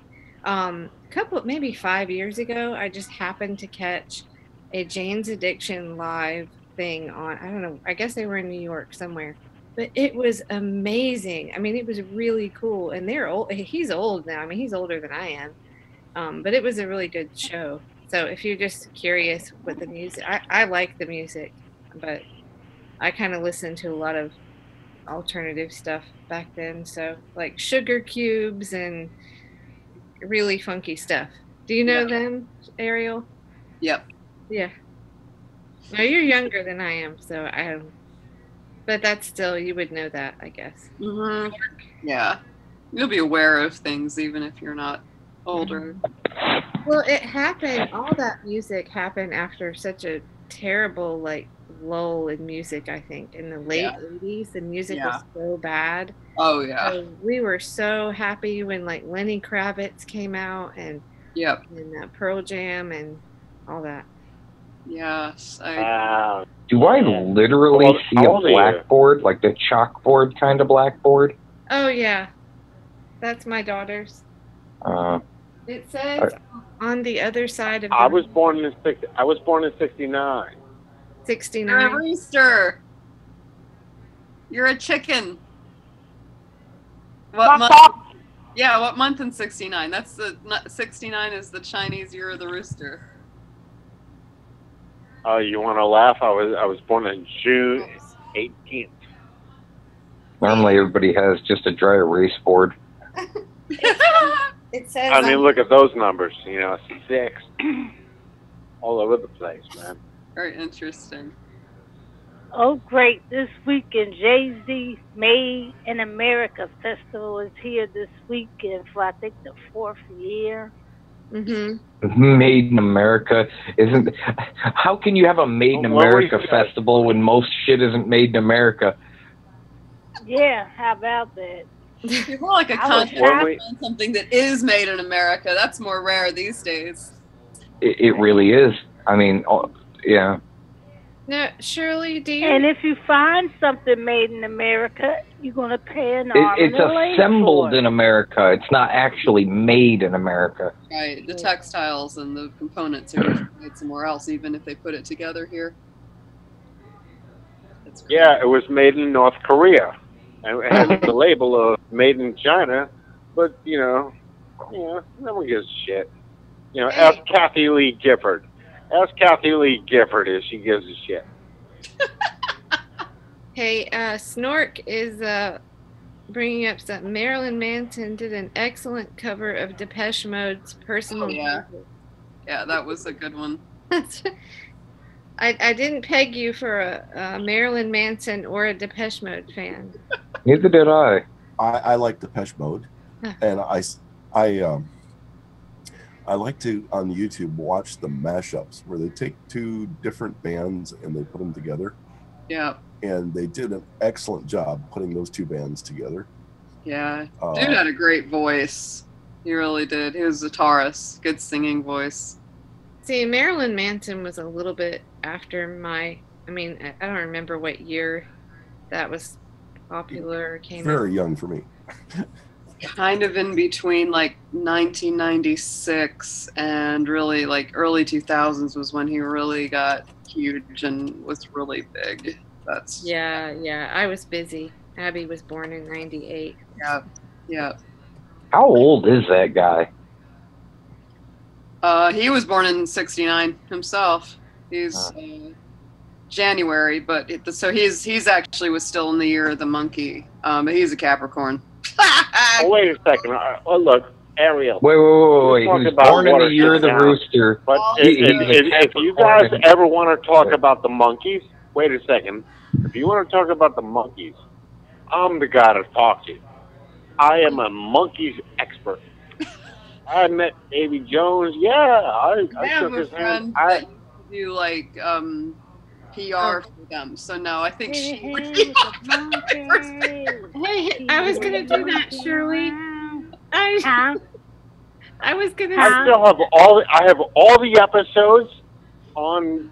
I'm a nut. I'm sorry. Okay, I confess.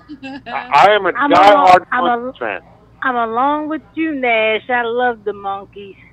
Okay, so you guys help me out that are just a little bit older than I am. I remember, I have this memory, I was in kindergarten and I would come home from school and I think that was when it came on. And I remember something about them like rolling a bathtub down the street. Yeah. Yeah. Was that in the intro or something? Yeah. Yeah. Yeah. But see, Yeah. They were great. I mean it was just. I still watch the television shows. I still do. Yeah, I know when they come on. horrible. I still watch the shows. you know it's Remember really Banana great to watch. Split? Oh yeah. I do remember the banana splits. I was probably like 4 or 5 years old, and I remember being upset that they canceled the show. I was like, Yes. That's funny. But see, we definitely talk about anything here. I know how it goes from like I mentioned like somebody born in the Chinese monkey year, and then they're like, "Oh yeah, the monkeys." I'm like, "Wait, what?" It's like, Mickey Dolenz is my favorite. Mickey Dolenz is the funniest. I still have. I went through 3 cats. I have a cat named Mickey right now, and they're all named after Mickey Dolenz. All of them. Every cat I've ever had.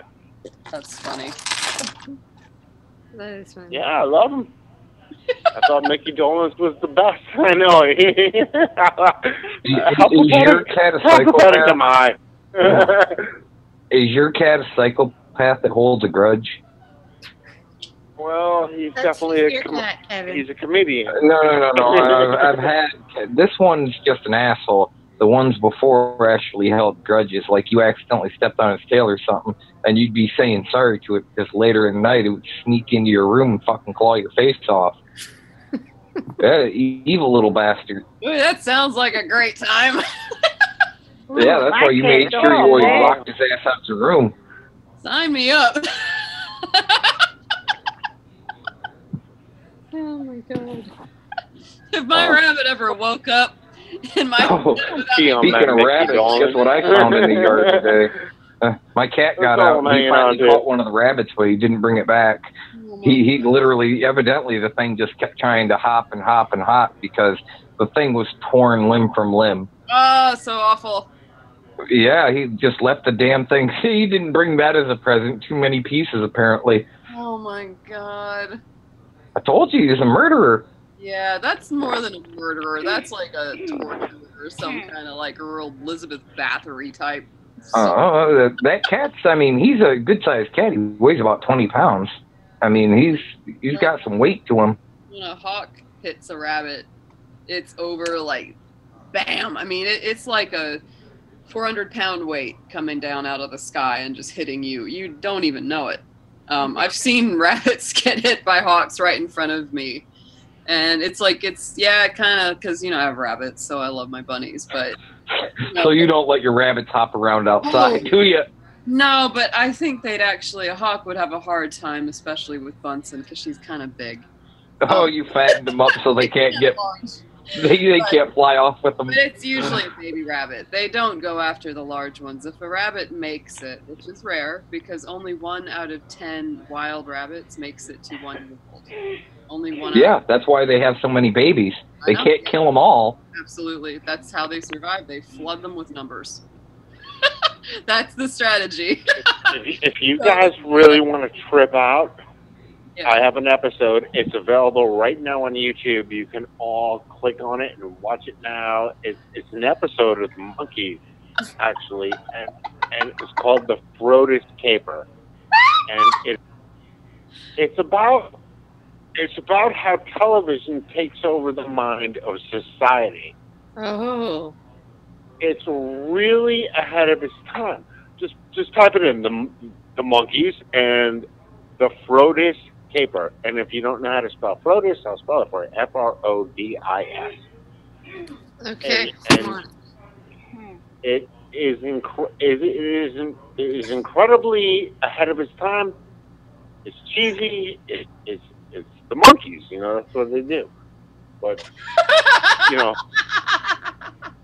But a lot of those old shows, Nash, was ahead of their time, talking about things. Yes. Well, they were. They shut that shit down, didn't they? There wasn't nearly the amount of censorship that we have now.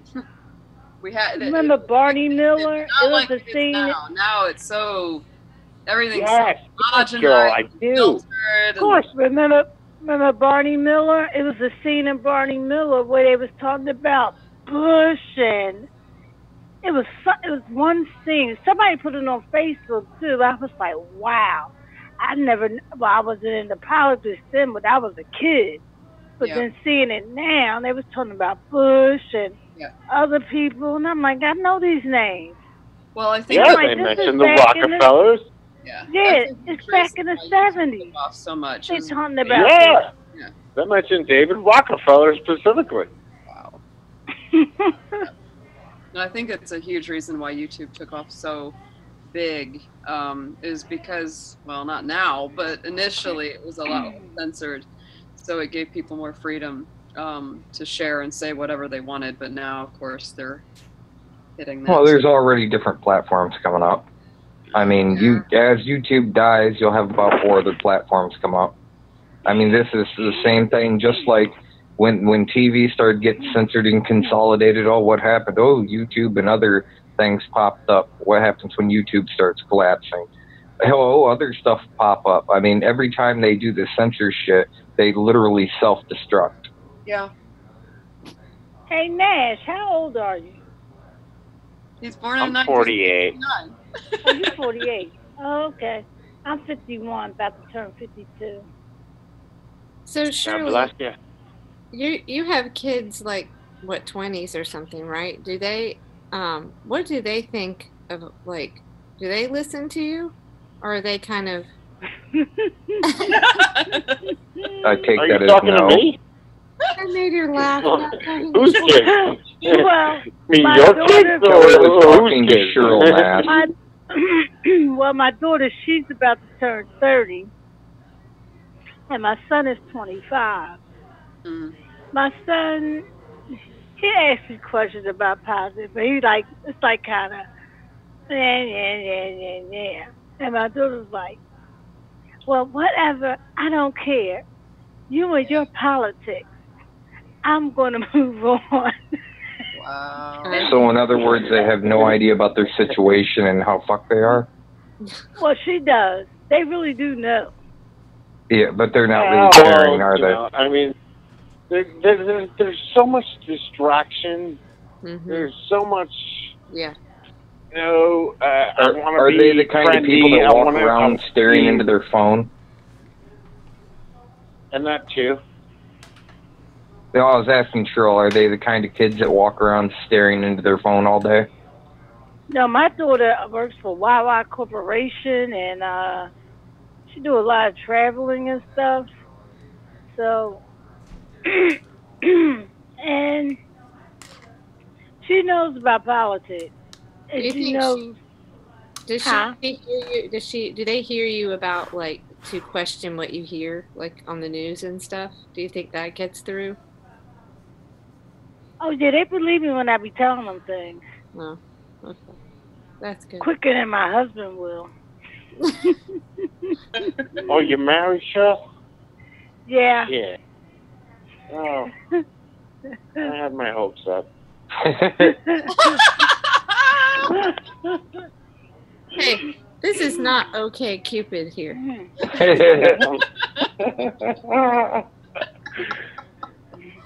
I love you. You're doing. Wait, for that, we'll have to turn off the lights and turn on the disco ball. Turn off the lights and light a candle. Yeah, turn off the lights, kick on some candles, and turn on Barry White. Yep. No, that's Teddy Pendergrass. Oh, God, she's actually got a disco ball. Oh, my So We weren't being serious. my 13-year-old just had a slumber party in this room, so that's funny. the disco ball was still Hey, Nash, there were so many cool TV shows back on in the day. Adam 12, The Rookies, Beretta, SWAT. Everything from the like 50s to the probably the 80s. Yeah, I'm kind of there. There's a channel, I think, Meet TV. Now, it's available down here in Florida, and that's what they cover. And And I'm like, wow! Every week they pull up a new series, and I'm like, whoa. Yeah, I mean, nostalgia is kind of it's neat. It's awesome, right? It just brings you back to your childhood because I think we're all. Never mind. Forget it. But it does. It all this stuff. It just takes me back. I'm like, wow, this is. And then today, everybody and their mother getting a damn reality show. Yeah.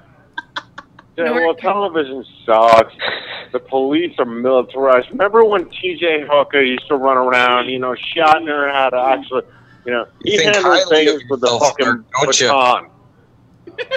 Hey, Snork, do you want to say that out loud, or are you being... No, he doesn't, I bet.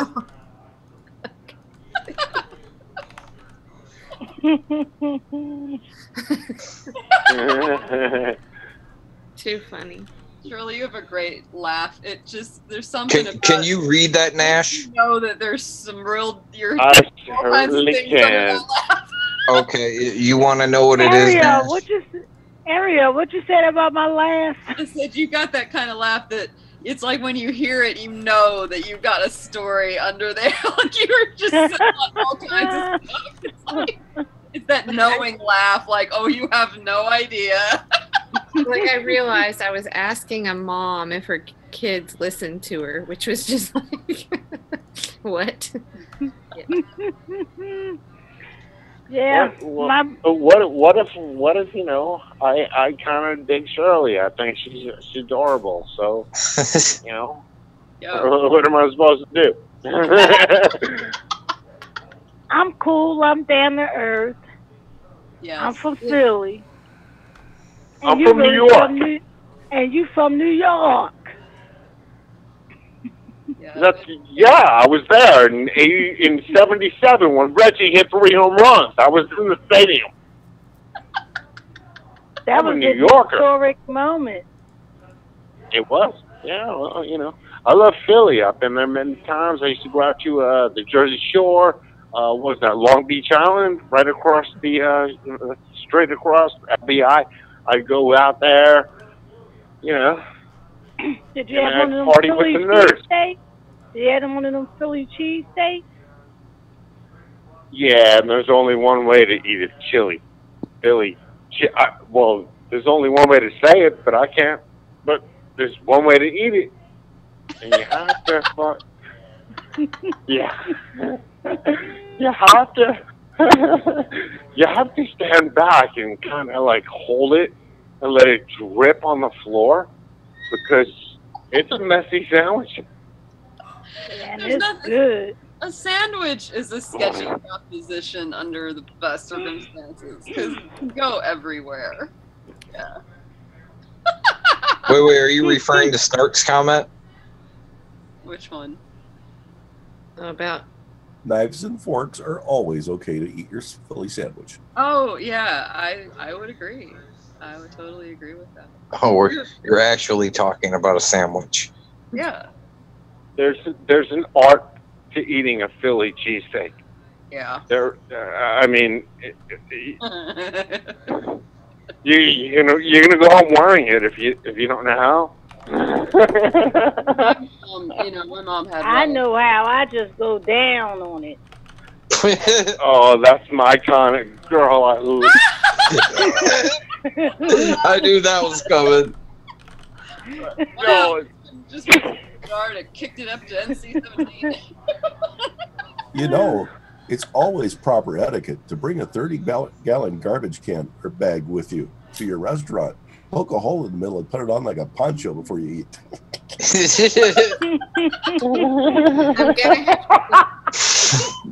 I'm gonna have to get some good music to play with that disco ball for comments like that. Let's get it on. And we gotta.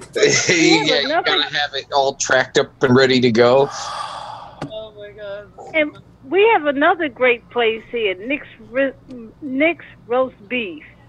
They were featured on the Food Network and the Travel Channel. Oh wow. They stay packed. They're in the Reading Terminal. Oh. I haven't tried their sandwiches yet. Mm-hmm. It's always too crowded. I have to catch them as soon as they open up.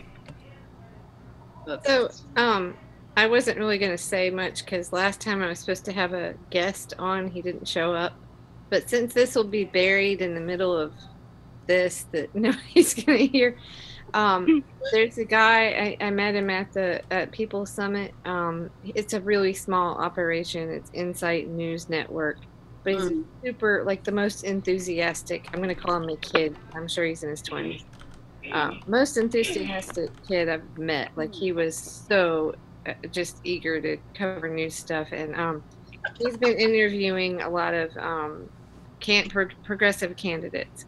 And if you go on their YouTube channel, you'll see that. But anyway, like 5 days ago, he interviewed Tim Canova. And so he was going to come on tonight, but we had a technical difficulty. A nap. What's the name of the network again? That's not a technical difficulty. That's a biological difficulty. I know. Hi, Ebon. Are you listening? It's totally fine. But he said he'd come on tomorrow. It's Insight News Network, and they're these two really young guys. They're in Florida. I want to say he's from maybe Columbia. I can't remember. But anyway, they're doing a great job, and they're really small right now. But I just invited him to come on and talk, and I think probably because he just had this interview with Tim Canova, I said, your pick of what topic, and he said, getting money out of politics. So I thought that would be a great person to have on, and he seemed to come on and talk, and maybe he could talk to us more. We all talked about starting to cover candidates, all the little guys running for office, and so he may have, or I'm sure he has, a lot of people he might want to introduce or tell us about. Not introduce on the air, but tell us about. And I want to know, how do we find out whether they have? How do we follow the money? That site, Clean Candidate, that's not reliable anymore. So Elizabeth Warren. Oh God, that's fucking hilarious. So I hope he has some good answers, and I'm going to try to do some more digging tonight and tomorrow before we try again. So if you have specific questions about that, if you're going to be on, or you want to look up certain places, maybe he knows more, but that's what he wanted to talk about. So yeah, my biggest hitch about clean money candidates, or not the website, but just like the actual getting a clean money candidate, is that you'll never know they're a clean money candidate until the next quarter, when all the statements are released. Yeah. So during that whole election time, you'll have no fucking clue what's going on and what money they're taking. Well, that's why I really where did they come from? What? Well, okay. Where did the money come from? Where's it come from? Well, so that's another I always talk about these pledges that or contracts, I guess, that Victor Tiffany, that started Bernie or Bust, made. So basically getting candidates to sign those. And so if they it's not a legally binding contract, Kevin. And it's not really a contract, is it? But it is though, because if they make that, they agree to. This worked for Grover Norquist.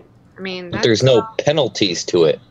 Well, there is. The next, if they have to answer to the voters, and they know they're being held to these very specific things in a progressive platform, I think it can. Well, what worked for Grover Norquist? Did he come up mission successful, or did he make a bundle of bucks? Did he accomplish anything?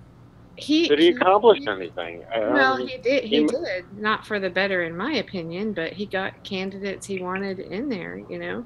So. Well, he came up there with common sense, like, hey, smaller government, less taxes, and I wear glasses. How about get paid more? I mean, like, what? Everybody always goes to the tax thing first. Can we just like do? How about instead of lower taxes? How about just get paid more so the taxes are insignificant? You don't care anymore. I mean, who's not going to sign on board with that? You know, I'd like less government. I want everyone out of my life. I don't want to pay this much money. Yeah. It depends on which areas you want less government. Like if you want to get rid of all the alphabet soup organizations, I'm completely with you. I want less government there. If you want to get rid of any regular, name one thing you want more government in. Monopolies and enforcing antitrust laws. No, you're saying what you don't want them in. What more do you want them to get involved? I mean, like, I want them to actually enforce the laws on the book about antitrust laws.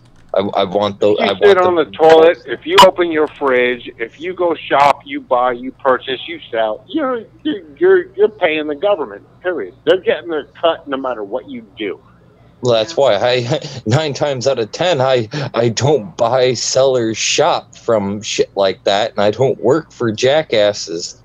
You're out killing dinner with rocks, right? Salmon with rocks. You'd be surprised how much salmon you can get in one go, and then you spend about a day and a half canning. Oh no, I'm not knocking what you do. I think that's awesome. Yeah, we should get back to. I mean, people. My mother, she lives in Western North Carolina, and she. Oh, that's not applicable to everybody. I mean, you gotta, you know. What? It's not applicable to everybody. I mean, you know, you can do it to a certain degree. I mean, go, you know, blast a deer, go fishing, whatever. But there's still times that you're gonna have to get other shit. But you can avoid you can avoid the tax thing just by buying from farmers. If you want to go fishing, you're gonna need permission, and not only do you need permission, you're probably gonna be taxed on it. I mean, no, what's fuck left?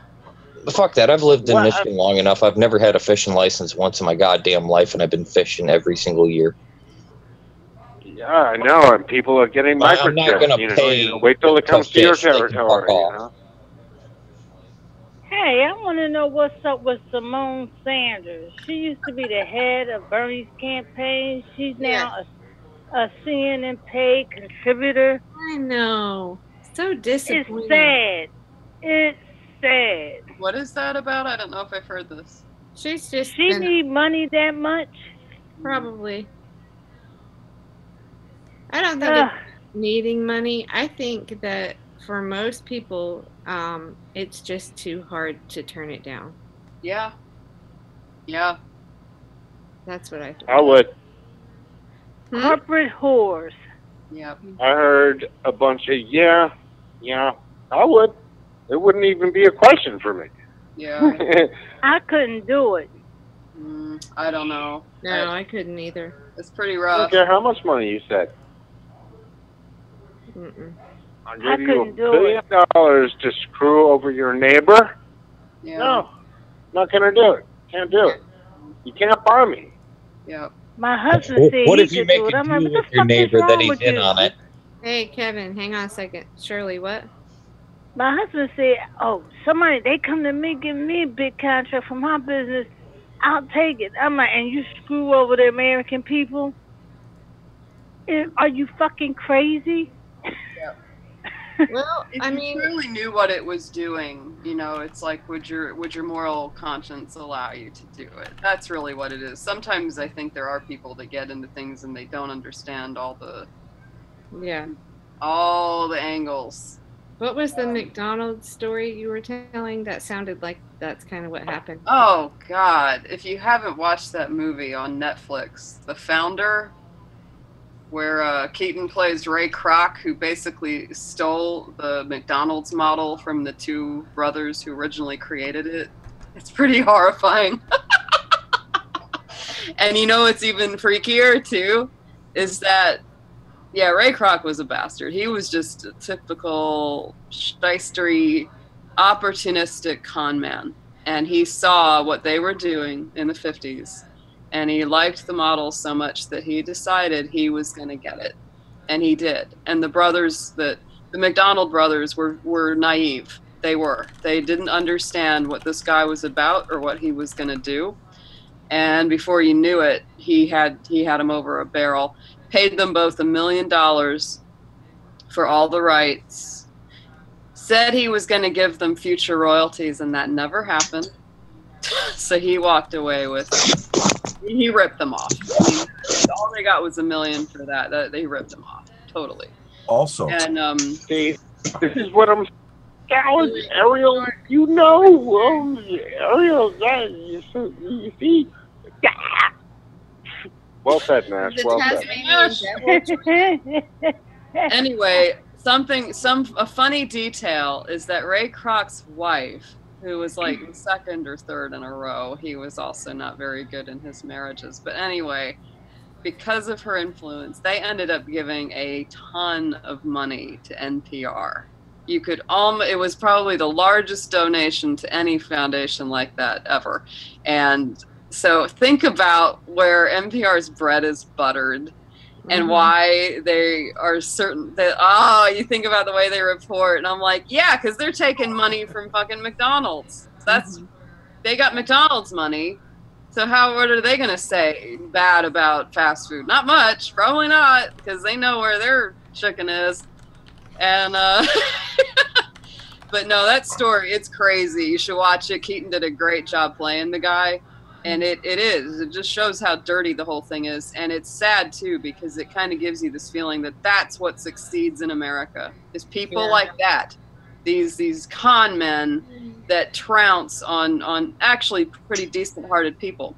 That was a major thing that changed under Kroc's direction, is that under the McDonald's brothers, they were like, yeah, it's fast food, but the quality is there, because they had created what they called, their quick turnaround, and they had this whole coordinated staff that it was almost like a dance, the way they would learn to work around that kitchen and get the food out really fast. So the quality was there, the ingredients were real, but they had a way that it was choreographed that they would get it done very, very fast. McDonald's Corporation in Illinois has a museum. The milk stopped being real. He started using this powder mix for the milkshakes. I mean, you just gotta watch it. It's a good movie. And it'll make you just, as if Eric was here, all I have to say is, what were you saying, Snork? Yeah, people are Decepticons. They're evil. I pointed out Linda Winterco a million times. I don't know how to explain it. I mean, these people are the evilest. They're not even human beings. They're. Yeah, but people like Kroc, are the kind of people that will knowingly screw someone over, and then tell them that it's their own damn fault. The McDonald's brothers even lost the right to use their own name on a restaurant ever again in the future. It was more than that. In Des Plaines, Illinois, they claim that the McDonald's museum there has the original McDonald's store, which isn't. The original was in California, but they have a complete McDonald's setup that they claim was the original. It's not. With 1950s or 60s style cars parked out in front of it. Those guys were all dolled out like that, and there's no mention of the original McDonald brothers. It's because Kroc, he took the whole thing. What a Kroc! For real. Do the McDonald's boys hang out at Bohemian Grove, dancing around Molech? Do all these people well, who are these people? Who are these people? Wow. Yeah. Hey guys. Who are they? So I'm going to be. I know you all know about Bohemian Grove. It's not new to you. So. Hey guys, I think I need to. I can either take the video off of me and I'll lie down if anybody wants to stay on. But I kind of need to call it a night so I can get up. And, well, actually, it's already 2:30. Yeah, it's 2:30. So I should take off because I need to get to bed. Yep. So otherwise, I'm just going to be wiped out tomorrow. If you're interested in talking about, basically clean money candidates, but not that site, not that website. Right. I'm hoping, he'll come on right at 10:30 I said 10:30 to 11, somewhere in there. So hopefully. Wait, are you talking about tonight still? Well, no, technically tonight, tomorrow night. Yeah. Next show. Yeah, just the guy from Insight News Network. So I want to just wanted to tell everyone. I didn't want to like announce it because last time I did that with the Draft Bernie guy, he didn't show up. So I just thought, well, we'll just let him pop. Yeah, people can be a little flaky sometimes. Yeah, but he's been covering some good stuff. Check out the and on YouTube. Yeah, they're pretty good. So. All right, sweetie. Well, good to talk to y'all for a little bit. Yeah. Good night. Go watch The Founder on Netflix. I think I will. Yeah. Really good movie, and it'll make you triggered in all the right ways. Okay. Good night, everybody. More to talk about Good next night, time. guys. Good night. Good night. Good night, Nick.